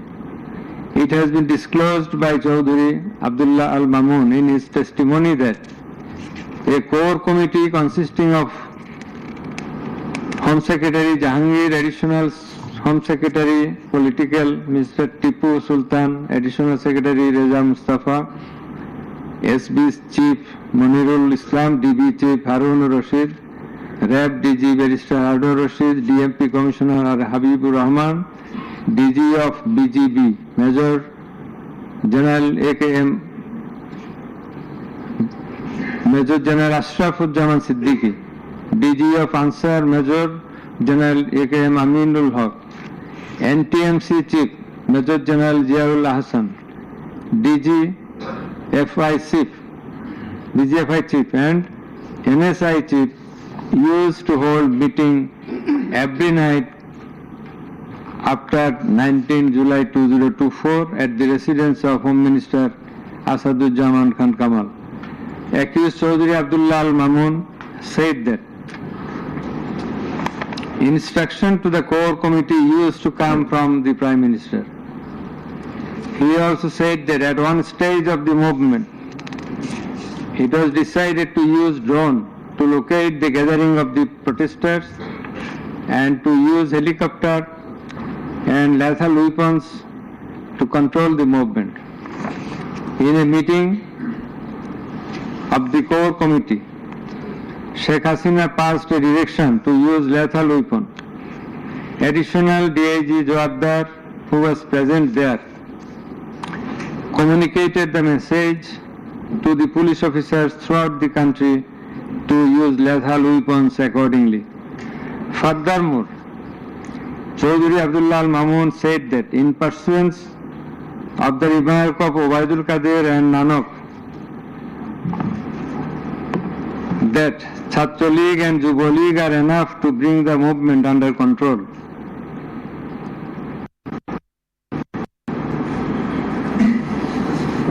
He further said that following such remarks, activists of Chhatra League and Yuva League attacked the students of Dhaka University. He also said that a lot of protesting students and public were killed by using drone, helicopter and lethal weapons throughout the country. Chaudhry Abdullah Al Mamun further asserted in his testimony that he, along with Home Minister Asaduzzaman Khan Kamal, Home Secretary and DMP Commissioner, went to Narayanganj on 29/7/24 to observe the situation of the movement, and on the way they stayed for a while in front of Jatrabari police station, and then DC Iqbal of Wari Zone showed a video to the Home Minister on his mobile and said, "We shoot one, that one dies, that one gets injured, but the others do not move." Therefore, it is perspicuous from the above that all the three accused led the operations against the protesting students and public jointly as a matter of joint criminal enterprise.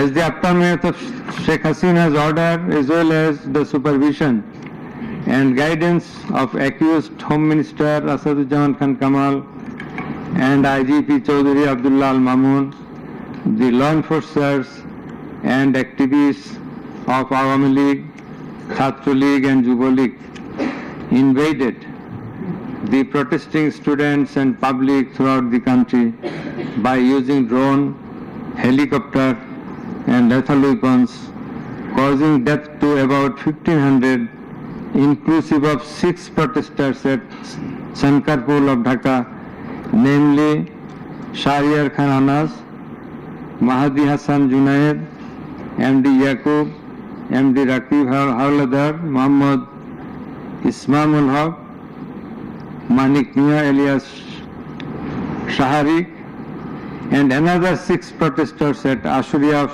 Sabar, namely Sajjad Hussain Shajal, As-Sabur,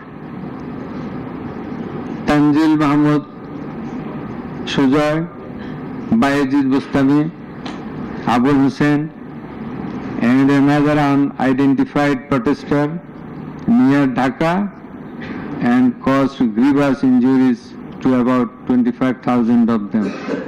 In Ashulia, the aforesaid 5 dead bodies and another body of an unidentified injured protester were burned with petrol by police. The law enforcers and the activists of Awami League and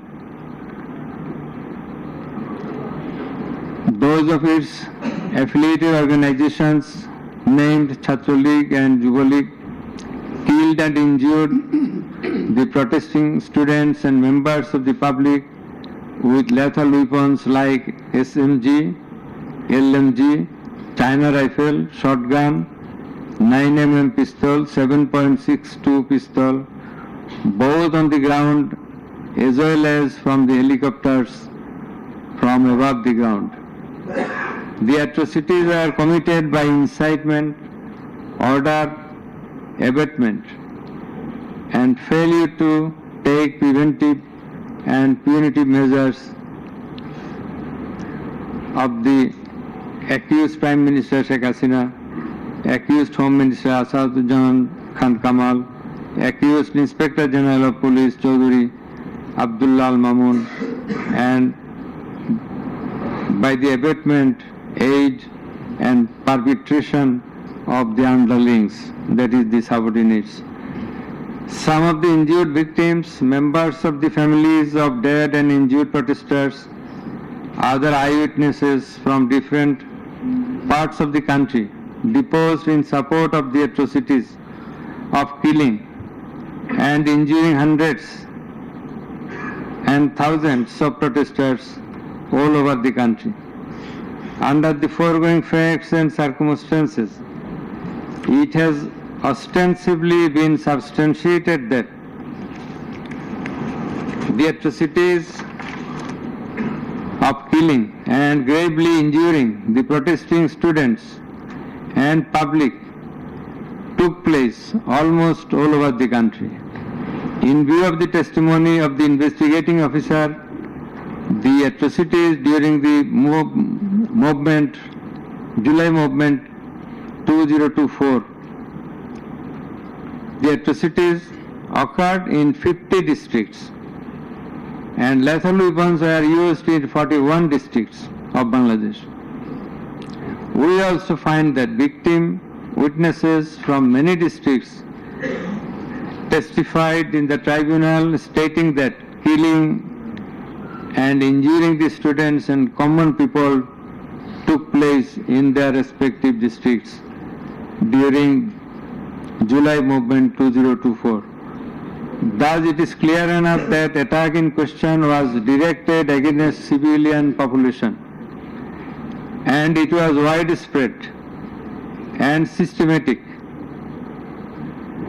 Therefore, in the atrocities of killing and gravely injuring the protesters, as aforesaid, accused Prime Minister Sheikh Hasina committed crimes against humanity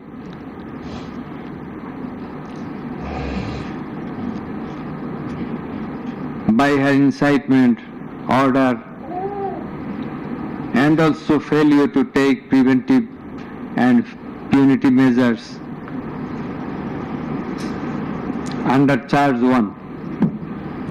Accused Sheikh Hasina committed 1 count of crimes against humanity by her order to use drones, helicopter and lethal weapons under charge number 2, count 1.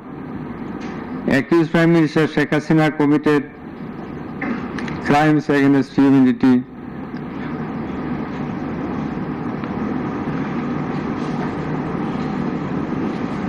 on 1 count under charge 1.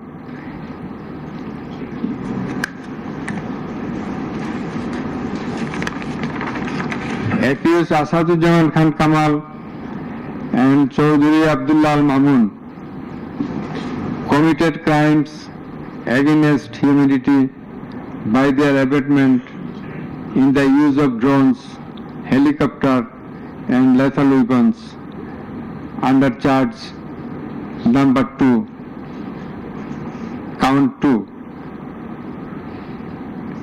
Accused Asaduজ্জামান Kamal and Chaudhary Abdullah Al Mamun committed 2 counts of crime against humanity under the same charge by their abatements and failure to prevent the atrocities at Sankarpur, Dhaka, and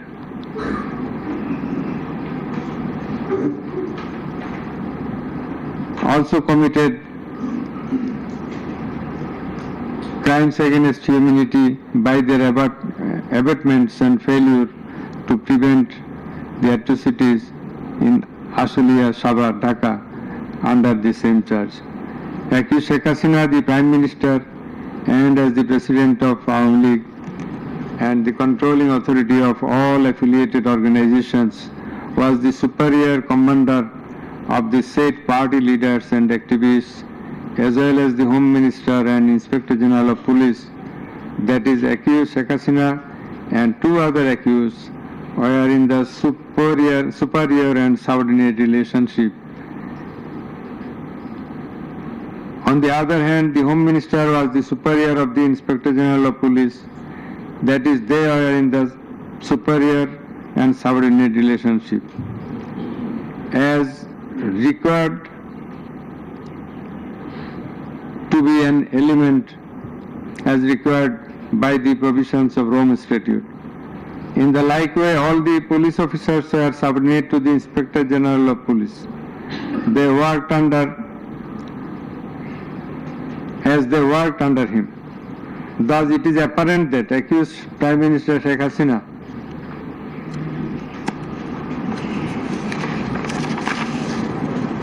had superior control status over accused Asaduজ্জামান Kamal and accused Chaudhary Abdullah Al Mamun, whereupon it was her responsibility to take measures to prevent the atrocities in question, which continued for about a month. She did not also take any punitive measures against the perpetrators. In the like way, Home Minister Asaduজ্জামান Kamal held superior command responsibility over the Inspector General of Police and other successive other officers, and as such he had the responsibility, superior command responsibility to prevent all of them from committing the atrocities and for taking punitive measures against the perpetrators. Thus, both the accused Asaduজ্জামান Kamal and Inspector General of Police Chaudhary Abdullah Al Mamun, they committed crimes against humanity by their abatement, that is facilitation, and their failure to prevent the atrocities committed by their underlings, and hence they are liable to be punished under section 32A, 32G, 32H, 41B and 43 of the International Crimes Tribunals Act. Accused Sheikh Hasina is liable to be punished under section 32A, 32H, 41B and 43 of the International Crimes Tribunals Act 1973.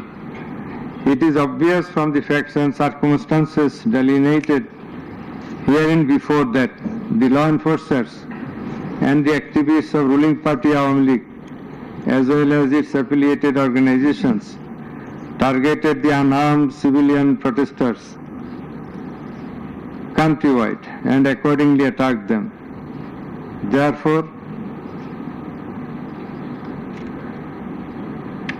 in all the above discussed atrocities, the elements constituting crime against humanity have been fulfilled. The victim witnesses, the other witnesses and the investigating officer held the accused Prime Minister Sheikh Hasina, accused Home Minister Asaduzzaman Khan Kamal and accused Inspector General of Police Chaudhry Abdullah Al Mamun liable for the atrocities. It may be mentioned here that Mr. Chaudhry Abdullah Al Mamun, Inspector General of Police, has been tendered pardon on his application pursuant to Section 15 of the Act with a view to obtaining his evidence. He is supposed to have been directly or indirectly concerned in or privy to any of the crimes specified in Section 3 on condition of his making a full and true disclosure of the whole of the circumstances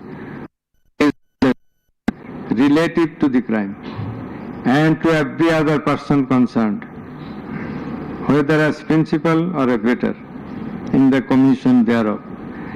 According to subsection 2 and 3 of Section 15, he has been examined as a witness and detained in custody until today. It appears to the tribunal that he made a full and true disclosure of whole of the circumstances within his knowledge relative to the crime and to every other person concerned, both as principal and abettor in the commission thereof. He categorically admitted his involvement in the alleged acts and disclosed that a core committee consisting of Home Minister Asaduzzaman Khan Kamal himself used to hold meeting every day at the residence of accused Home Minister Asaduzzaman Khan Kamal to take decisions as to the necessary measures to face the movement of the students and to pass the instructions and to pass the necessary instructions. He said that accused Prime Minister used to pass directions to the core committee in this regard.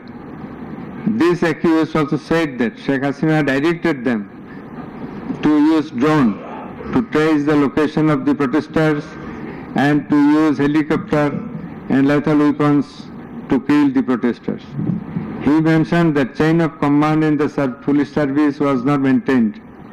In most of the cases, the highest authority used to communicate or contact the mid-level officers like Additional Commissioner Harun Rashid, Additional Commissioner Monirul Islam. Accused Prime Minister Sheikh Hasina passed the direction in presence of Additional Deputy Commissioner Praloy Kumar Joardar during a core committee meeting. And as such, Joardar conveyed the direction to all the concerned officers throughout the country.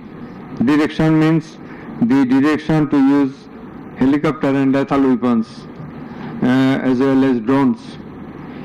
Chaudhry Abdullah Al Mamun also mentioned in his testimony that he had a clean image and track record throughout his service for long 36 years. There had been no allegation against him during his long tenure. He said that he feels remorseful and ashamed on seeing the atrocities in the videos displayed in the courtroom. He sought apology to the tribunal and to the people of the country. Although accused Chaudhry Abdullah Al Mamun claimed to have made full disclosure of the circumstances,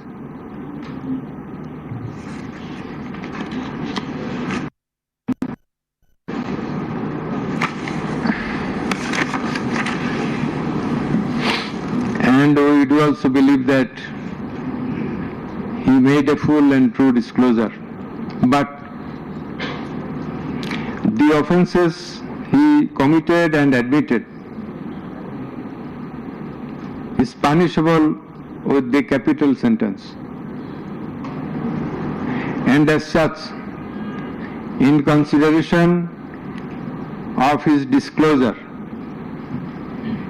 and the gravity of the offences, we do incline to convict him and award him a lenient sentence, which will be declared later on. By the aforesaid acts and omissions, the accused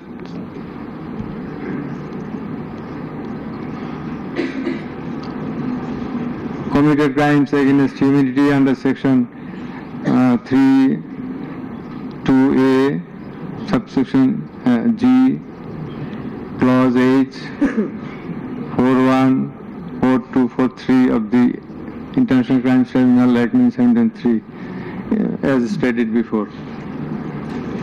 Accused Sheikh Hasina and Asaduজ্জামান Khan Kamal remained in abscondence ab initio, despite the fact that notices and warrants were duly served in their given address according to law.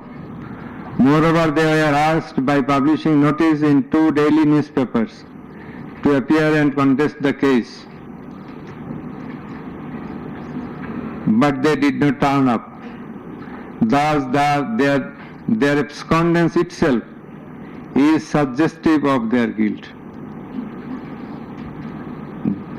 The learned State Defence Counsel contended that the trial of the accused persons under the International Crimes Tribunal Act 1973 is not tenable, since the Act was passed in the Parliament for the purpose of trial of the criminals of War of Independence in 1971. While arguing this, the learned State Defence Counsel perhaps did not have use of the provisions of the Act as well as the preamble thereof. The preamble of the Act says that the Act was made in order to provide for detention, prosecution, and punishment of the persons for genocide, crimes against humanity, war crimes, and other crimes under international law, and for the matters connected therewith. Section 3 of the Act provides that the said crimes committed both before and after the commencement of the Act, before 1973, after 1973, are triable by the International Crimes Tribunal, whereupon the contention of the learned State Defence Counsel is not tenable in law. Moreover, Article 47 of the Constitution of Bangladesh has given upper hand to the International Crimes Tribunal Act 1973 over the Constitution itself. The State Defence Counsel also contended that for the purpose of proving atrocities throughout the country, witnesses from all over the country have not been examined. In this context, we have to say that witnesses from many parts of the country have been examined, and they have adequately proved the atrocities in almost every part of the country. The victims, the family members of the dead and injured protesters, as well as the eyewitnesses, gave their testimony, which are enough for the proof of the charges. Quantity of witnesses is immaterial, while there are a small number of qualitative witnesses. Still, the number of 54 witnesses examined by the prosecution is not small. The learned State Defence Counsel also alleged that the audio conversations in question have not been examined by more than one department like CID. In this regard, we would hold that the genuineness of the report of CID has not been challenged, nor has the report been proved ingenuine, whereupon no other department was in need of holding further examination thereof. It is the further allegation of the learned State Defence Council that accused Sheikh Hasina and Assaduzzahman Khan Kamal did not incite or order the commission of the crimes against humanity as alleged, nor did participate in the commission thereof, and thus they deserve to be acquitted. The learned Chief Prosecutor, in course of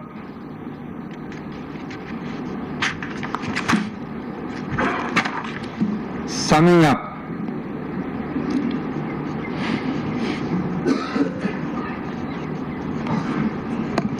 urged for passing necessary order restraining Awami League from running activities as a political party. Although the prosecution depicted series of worse deeds of Awami League regime in the language of the prosecution, since achievement of independence of Bangladesh in 1971, the tribunal does not incline to discuss on this point, since this is not the issue of the instant case. It has come to the notice of the tribunal that accused Sheikh Hasina, in defiance of the orders of the tribunal to appear and contest the case, has given interviews in the media wherein she denied the allegations leveled against her in this case and also made some derogatory remarks. I have noted this aspect beforehand, but in some of her interviews she impliedly admitted her superior command responsibility. The United Nations Human Rights Commission categorically stated in its report that the political leaders issued direct orders and other directives authorizing and guiding operations by BGB, REB, DGFI, Bangladesh Police, and Detective Branch that involved serious violations of human rights against protesters and other civilian, including extrajudicial killings and arbitrary detention. It has been stated in the report that 1,400 people have been killed by use of lethal weapons during the July movement 2024.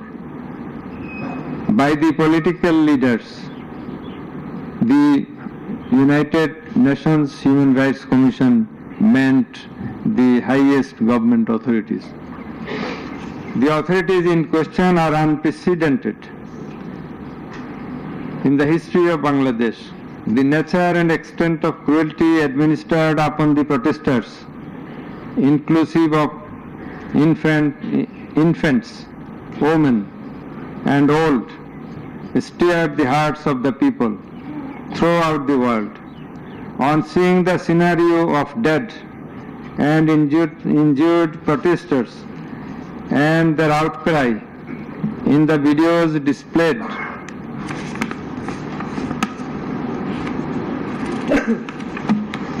in the courtroom, and also seeing the victim witnesses in the courtroom,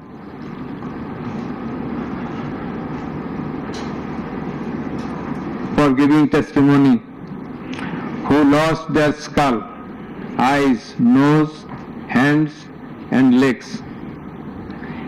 Any human being will fail to be in the normal state of mind seeing such scenario.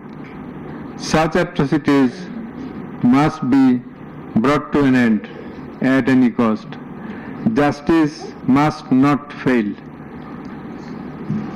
In view of all the above facts and circumstances and findings, it is hereby ordered that accused Sheikh Hasina be found guilty on 3 counts under charge 1. Count number 1, incitement.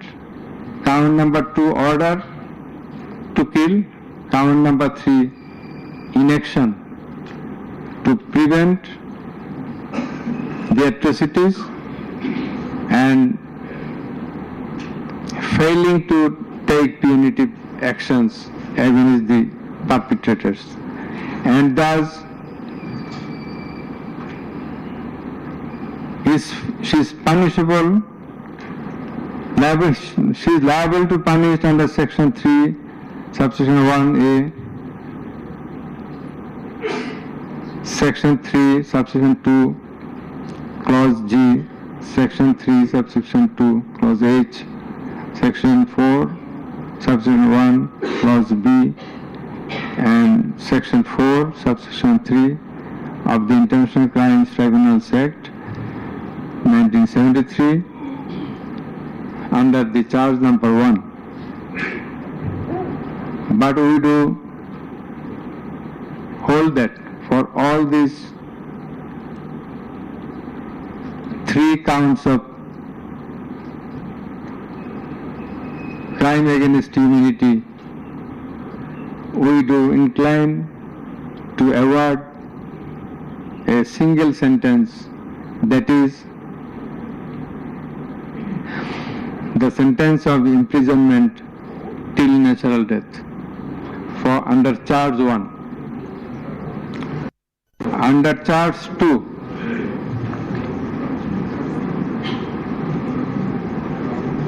accused Sheikh Hasina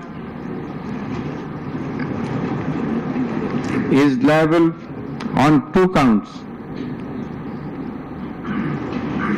On 1 count, there are several counts. For 1 count, that is passing the order for deploying drones, helicopters, and using lethal weapons to kill the protesters. She committed crime against humanity under section 3, subsection 2A and section 4, subsection 1B of the International Crimes Tribunal Act 1973.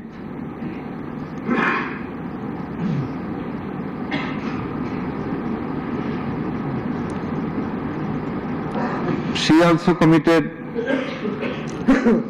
the same crime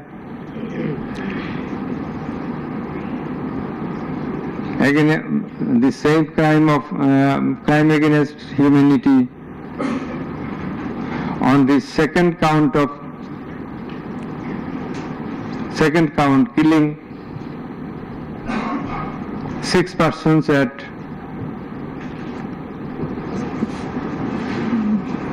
Sankarpur of Dhaka, which was committed in contemplation, in furtherance by virtue of her order, as stated beforehand.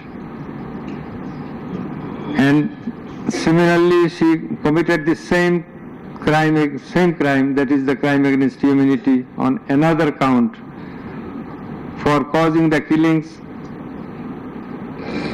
at Ashulia of Sabar, killing of 6 persons. For all these 3 counts, we have decided to inflict her with only 1 sentence, that is sentence of death.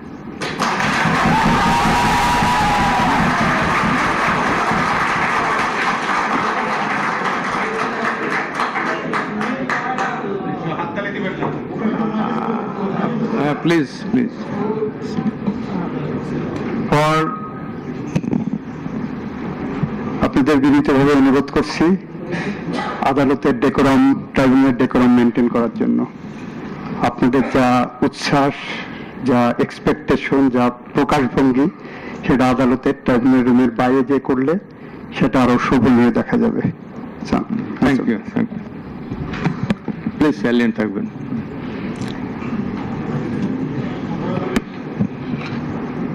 Accused Asadujaman Khan Kamal and accused Chaudhry Abdullah Al Mamun. Accused Asadujaman Khan Kamal is liable for committing crime against humanity for the occurrence of killing 6 persons at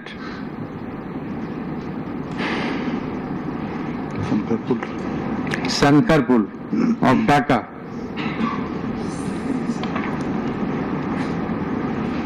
In this occurrence, they are liable for committing crimes against humanity by their abatement and failing to prevent the atrocities, and also to failing to take necessary preventive measures, punitive measures, and thus Asadujaman Khan Kamal is held liable for the commission of crime against humanity under section 32A, 32G, 32H, 41B, 43 of the International Crimes Tribunal Act 1973 for the commission of killing of 6 persons both at Sankarpur and 6 persons at Ashulia of Sabar, and for both the occurrences he committed 4 counts of offences, crime against humanity, 4 times by his abatement and failure to take necessary actions in Sankarpur, by his abatement and failure to take necessary action at Ashulia. So for all these 4 counts, we have decided to award a single sentence of death to Asadujaman Khan Kamal. As regards Chaudhry Abdullah Al Mamun, as I have elucidated before, he has contributed to the trial of this case by making full and true disclosure of the circumstances within his knowledge. Yet, he also admitted, and he was involved in all the occurrences throughout the 36 days of movement. Considering both his contributions, his admissions, with the material evidences to the tribunal to arrive at the correct decision, and also in consideration of the gravity of the offence, we are both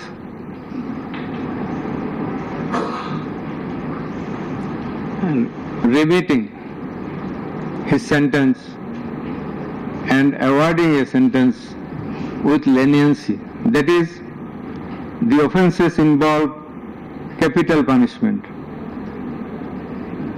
But for his contribution, we have decided to inflict him with the sentence of imprisonment for 5 years.